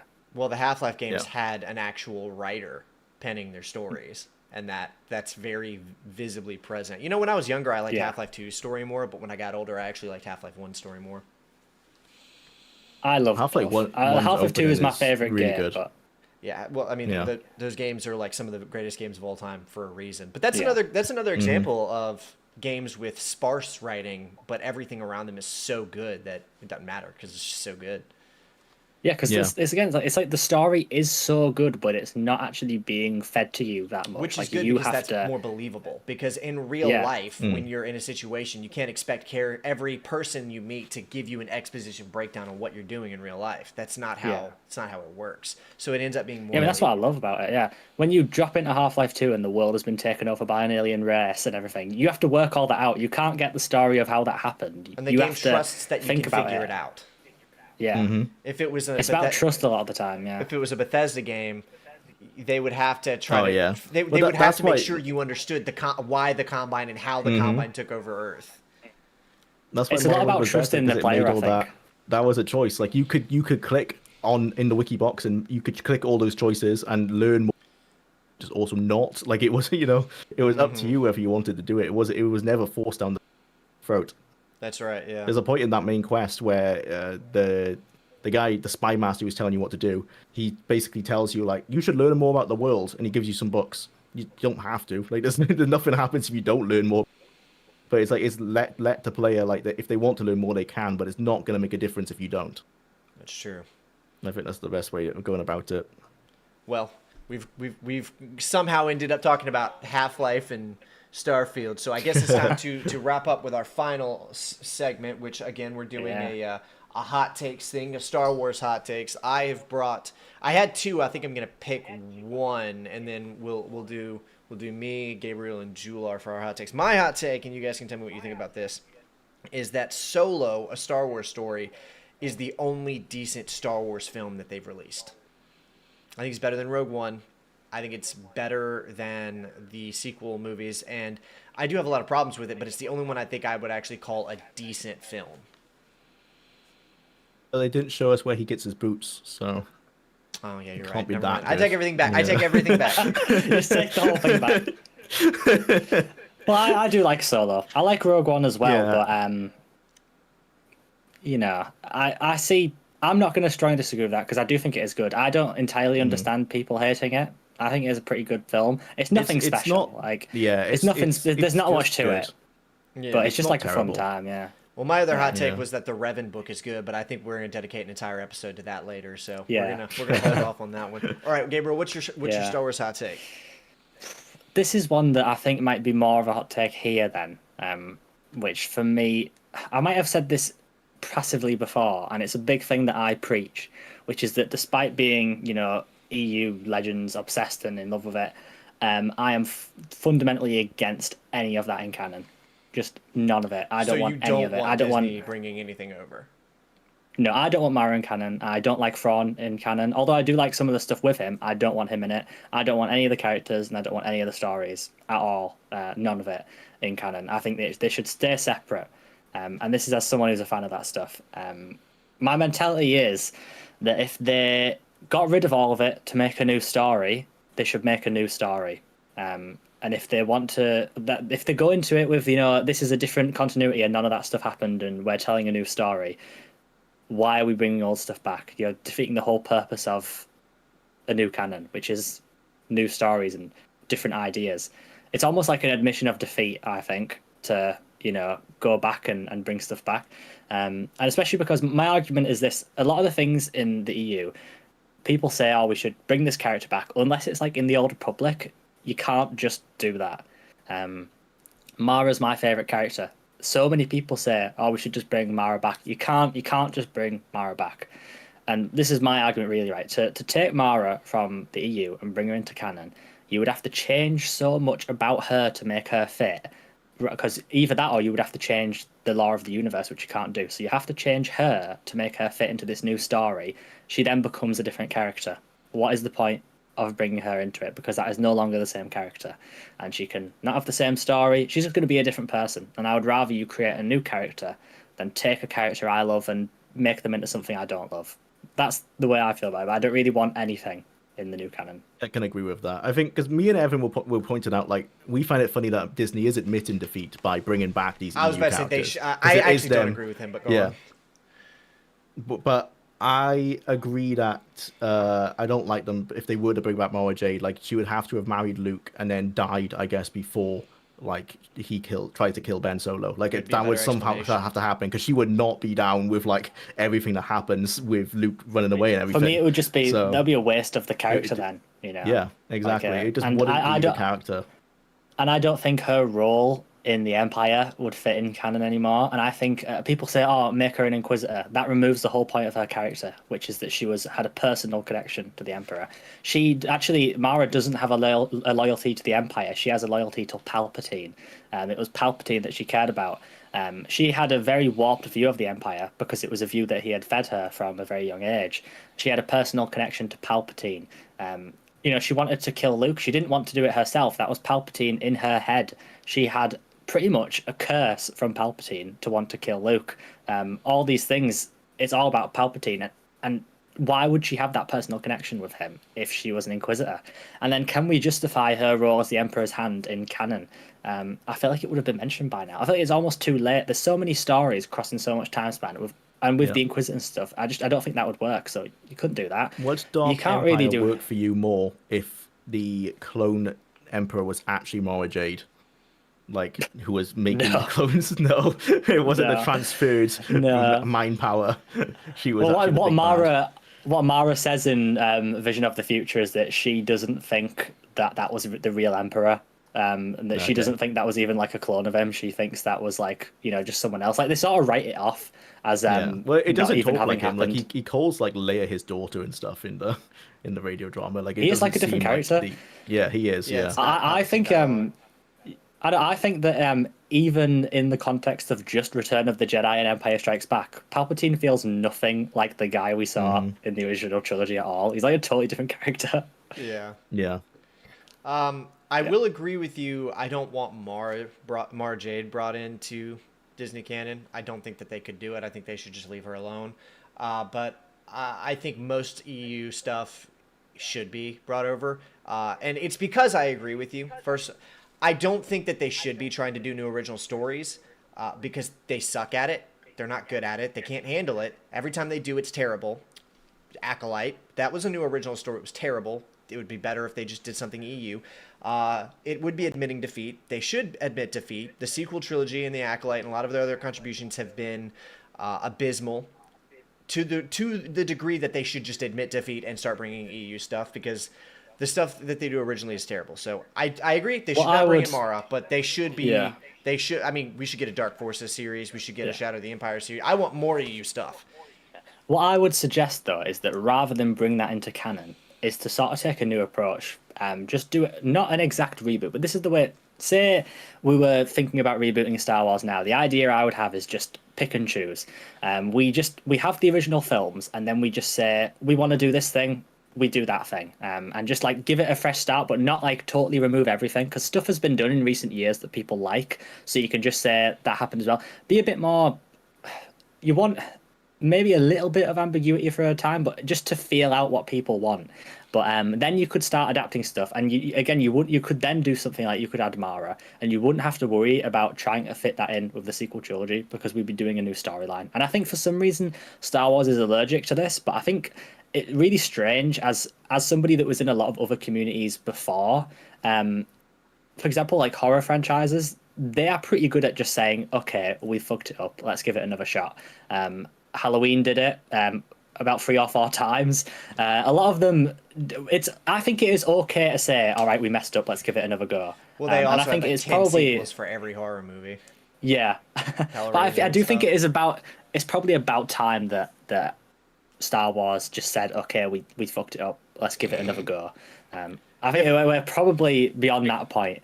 You need to hire the writers who fixed Dark Empire by like rewriting it afterwards to do that for the sequel trilogy. Well, There I needs do to be know they another wanted- sequel, like a sequel trilogy, and just they're kind of right over the sequel trilogy. Yeah, I know that Timothy Zahn was not really being consulted for stuff done with Thrawn. Like they got him in a little bit, but I think by Ahsoka, he was not being told about stuff that was being done. That's a mistake. Yeah, I feel like they should have at the least be consulting him. But the thing I would say, as someone that doesn't want it being adapted to canon, the only area I am less against that on, for me, it's my favorite stuff is stuff like the New Jedi Order and the Thrawn trilogy and X-Wing and stuff like that. Because that doesn't work. But say we go 100 years in the future and do something resembling Legacy, I'd be okay with that. Say if we go really far into the past and do something like Dawn of the Jedi or the Old Republic, that is what I'm okay with, because it is so far removed that I feel like it can fit well enough for me to be okay with it. I just feel like, people always say like, oh, we should, again with Marvel, like that's just not going to work. Or say to do the Thrawn trilogy, that's just not going to work. I know they're trying to set up something with Thrawn, right? But nowhere is the story that's going to come out of that going to resemble the Thrawn trilogy, because it's just not possible. It's just not going to happen. If I really could make a genuine, sincere pitch to Disney, like that I really thought could work, it would be, you guys know how DC Studios has like an animated division that all they do is take graphic novels and make animated movies out of it. I would say do all the stuff you're doing, but formulate like a Legends animated division where they just make animated movie adaptations of pre-existing Legend stories. That's all they do, and like that'd be great. The exact same thing DC does, where they just adapt graphic novels into animated movies. Do that, but for Star Wars, and just call it, because it's already like Elseworld. You know how DC has its Elseworld projects. Legends is just your Elseworlds projects, but it's sitting there. It's good. It's source material. Just start turning those into like animated films. That would be. It's weird. Yeah. They're like allergic to other universes. It's like they don't want, they want such a tight canon. Well, because they know everything has to make sense. I think they're worried that if like they greenlit that and they did an animated Heir to the Empire movie that was like an hour, they don't want any sort of. Well, it would probably do super fucking good, and it would embarrass them, and they'd be like, "Fuck, this made so much money," but like now people don't want sequel stuff; they just want more of this. I think that's what they're worried about for real. Yeah, I agree. And there's definitely a cohort in Disney that are too scared to move away from the OT iconography. Like you need Empire, you need Rebels, you need all that kind of stuff. Yeah, well, it's because, you need stormtroopers. It's because the only story Hollywood knows how to tell right now is plucky resistance fighters against the oppressive authoritarian force. Like I've complained about this before. It's in every game. It's in every movie. It's in every TV show. There has to be a different way to tell a story of conflict that doesn't involve plucky resistance fighters. I mean, even like I remember playing the Homefront sequel. Both of the Homefront games are terrible, by the way. But I remember playing the sequel to Homefront. I'm like, holy shit, this is the most phoned in plucky resistance fighters taking on authoritarian force. Is there no other story to tell? Does no other story structure exist? Yeah. You could go the Call of Duty route and rewrite war crimes and put them on the bad guys instead. Yeah, let's do that. Yeah. That's so funny. It's either that or it's two massive imperial powers fighting each other. Those are the two stories at the moment. Yeah, you're right. And we can't seem to get away from it. Anyway, Julia, what's your Star Wars hot take? Well, it's not a hot take with you guys, but I think it's a hot take with the general Star Wars audience that I think Mara Jade is a better character than Leia, including the legend stuff that Leia's in. I was about to say, you're just going to get agreements on that one. Yeah, I'm not interested in Jedi Leia. I think Leia should be a Jedi, but like it's just that's just not that that interesting to me. I think they do. Again, they do a good job of it in the New Jedi Order. That it gets discarded a little bit later, right? But she has I'm obsessed with this. She has like a ruby lightsaber. It's so cool, and she tries to play politics again in the Yuuzhan Vong War, and it goes awful. And she literally, there's this awesome moment in Star by Star where she walks out the Senate and says she'll never go back in ever again. And she sort of finds this point where she doesn't become like a Jedi, but she helps Luke a lot, and she uses a lightsaber, and she does the Force stuff, and she does some diplomatic stuff. But like, it's this like in between that I think works really well with her. Again, with Mara, for me, she's the best character in the franchise for me. I just absolutely love her. I love her story. I think handled by the right people, she is amazing. Handled by the wrong people, she gets done so dirty, time and time again. I mean, after the New Jedi Order, she's totally wasted.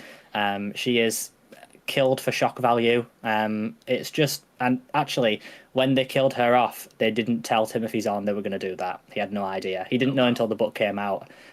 So yeah, of course he wasn't pleased with them. That just seems wrong, man. It does. Yeah. And then when they bring her back as like a little bit of a Force ghost in Fate of the Jedi, he was told at a convention, and he sort of very sadly said, "Man, I have no idea what they do. She comes back as They a don't Force tell me ghost. anything." Yeah. She appears as a Force ghost in the first Jaden Core book from that duology. I forget what it's called. And she does visit Luke in a very sweet moment in Legacy of the Force, and like it's just that I felt they didn't even contact him, and it's a very different approach to the New Jedi Order where R.A. Salvatore, who did Vector Prime, he read up on her and just fell in love with her character. Kathy Tyers, who did Balance Point, she contacted Timothy Zahn and had him read all of the extracts she had written with Mara to make sure that she got it right. But I will say, when she is done well, I think she is amazing. She's got such an interesting journey. She's a super cool character. And for me as well, right? With her being my favorite character, I haven't read any of her stuff as the Emperor's Hand because I don't care about that stuff. That's not what appeals to me. Her great story.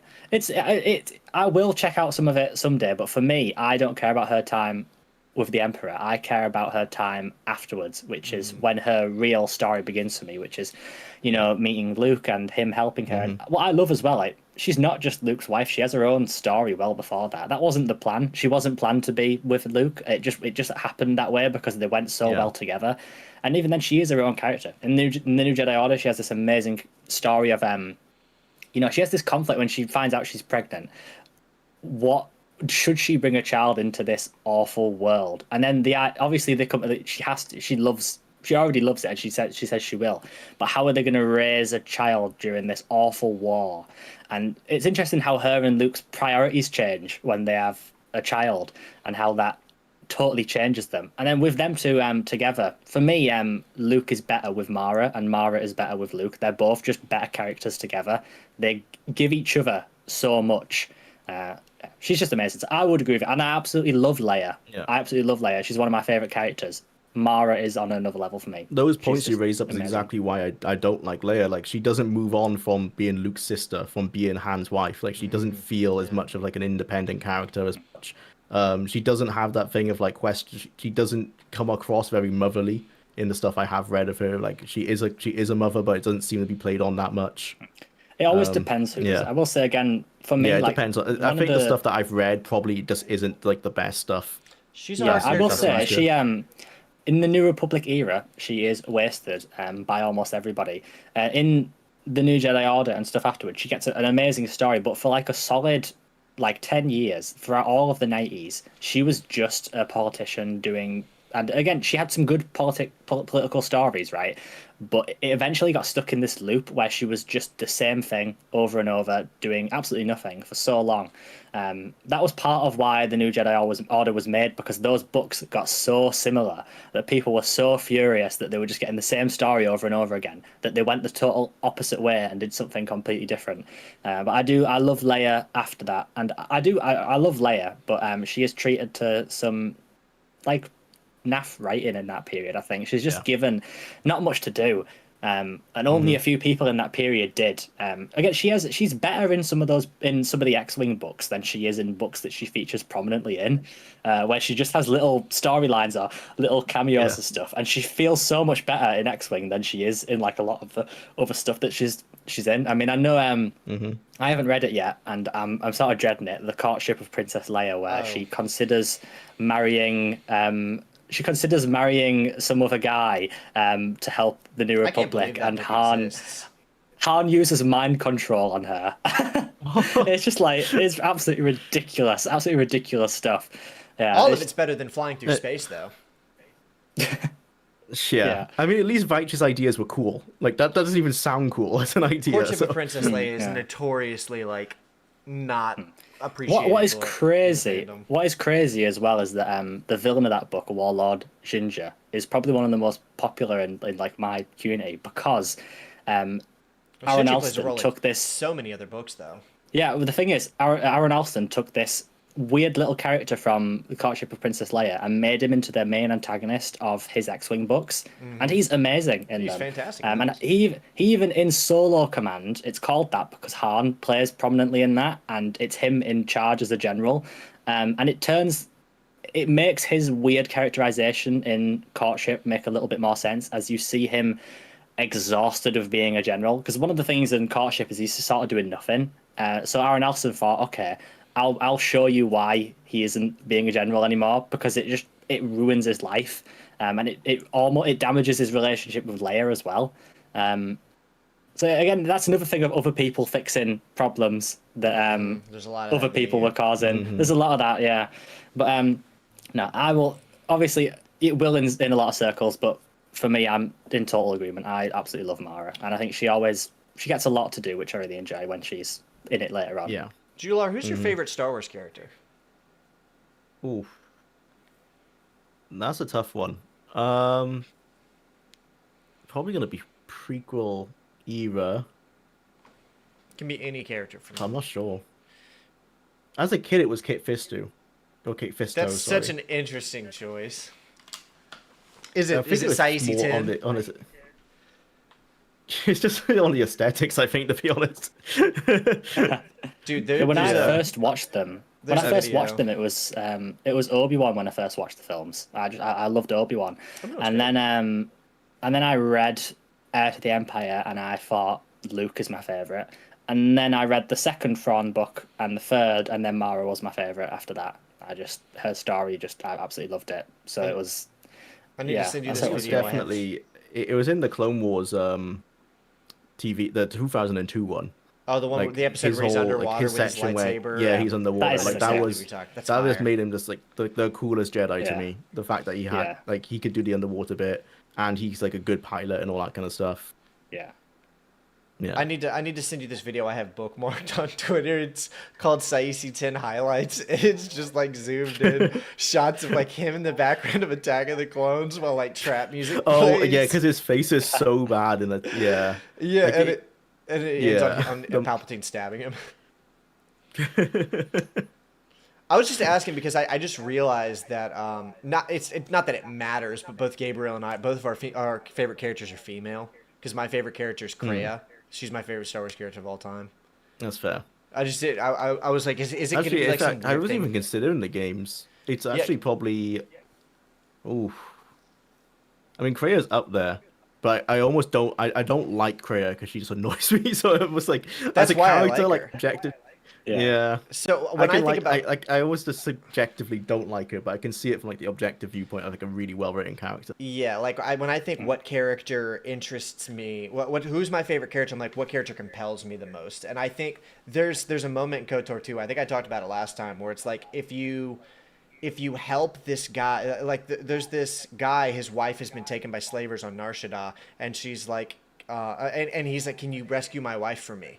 If you rescue his wife for him, his wife leaves him. And Kreia's like, well, why, by you helping him and rescuing his wife, you robbed him of the opportunity to grow and go do it himself. And I'm like, no video game has ever punished me for helping the NPC. Yeah. That's why, and I was And like, Kreia okay. does that a lot, yeah. Yeah. I was like, this Yeah. character's my favorite character of all time. A character is like, you did a bad thing by doing a good thing because you robbed someone else of their opportunity to grow. I'm like, that's crazy. Who puts that in a video game? Especially in an agree. RPG. It's like shaming the player for how they normally play it. I mean, it's just like, Yeah. it's a great dismantling. It of the really makes genre. you think about stuff. Yeah, Yeah. that moment has stuck with me for so long now. I'm like, I would never have thought about that, but it's true. Mm-hmm. Well, I guess we can start wrapping it up now. We've been live for Yep. 2 hours, so let's take it back to Dark Empire for one final recap. It has a lot of really cool ideas, a lot of aura farming, but ultimately it's got a bunch of really poorly written dialogue, and it needed to be reined in on a lot of areas. Any final Looks thoughts? sick. Looks Like, sick. It looks really cool. Yeah. Just Every like, frame a poster. every spread is just amazing. And coming But from you, just that don't read means it. something, You 'cause know, you're a graphic just look at designer. it. Yeah, exactly. Like I just love it. Just don't read the white bits. Those bits aren't important. You know, just look at the Just think how cool look the at the World colors. Devastator Honestly, is. Look at the cool artwork. you'll have a better like, time. You'll have a better time just yeah, look at the you art. will have a better time if you just look at the art. Just go There play are that. some shots where you can just look really close at all the details. I think Cam Kennedy, who was the artist, must have spent a lot more time on the ships and kind of like the landscapes than she did on, Yeah. because that's where it kind of falls. Right. Just play that last mission in But Rogue yeah. Squadron. You're good to go. All right. Yeah. Any final thoughts on Dark Empire, Gabriel? Like I said, I've had more positive opinions over time, but I don't think I'm ever gonna like it. The last time I read it, I could have a different view, and I can appreciate some things, but I just think it is badly written. There's like some fun ideas, but it's just really, really poorly written, and yeah, I can't ever say it's any good really for me. There's good things have come out of it, and there's good things in it, but it's not good. I don't like it. I don't hate it like I used to, but I dislike Fair it. enough.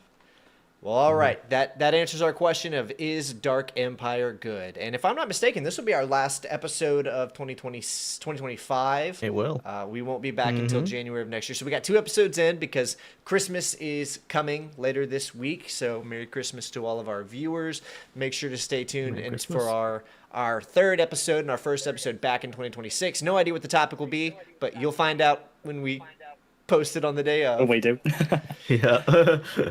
All right, thank you guys, everybody, for sticking around and watching our episode with us. Thank you for all the donations. We appreciate it, and we will see you thank you. in the next episode of Starcasters. Again, thank you so much for joining me, Gabriel and Jular, for this episode, and everybody have a very Merry Christmas. Merry Christmas, everyone. Yeah, Merry Christmas, everyone.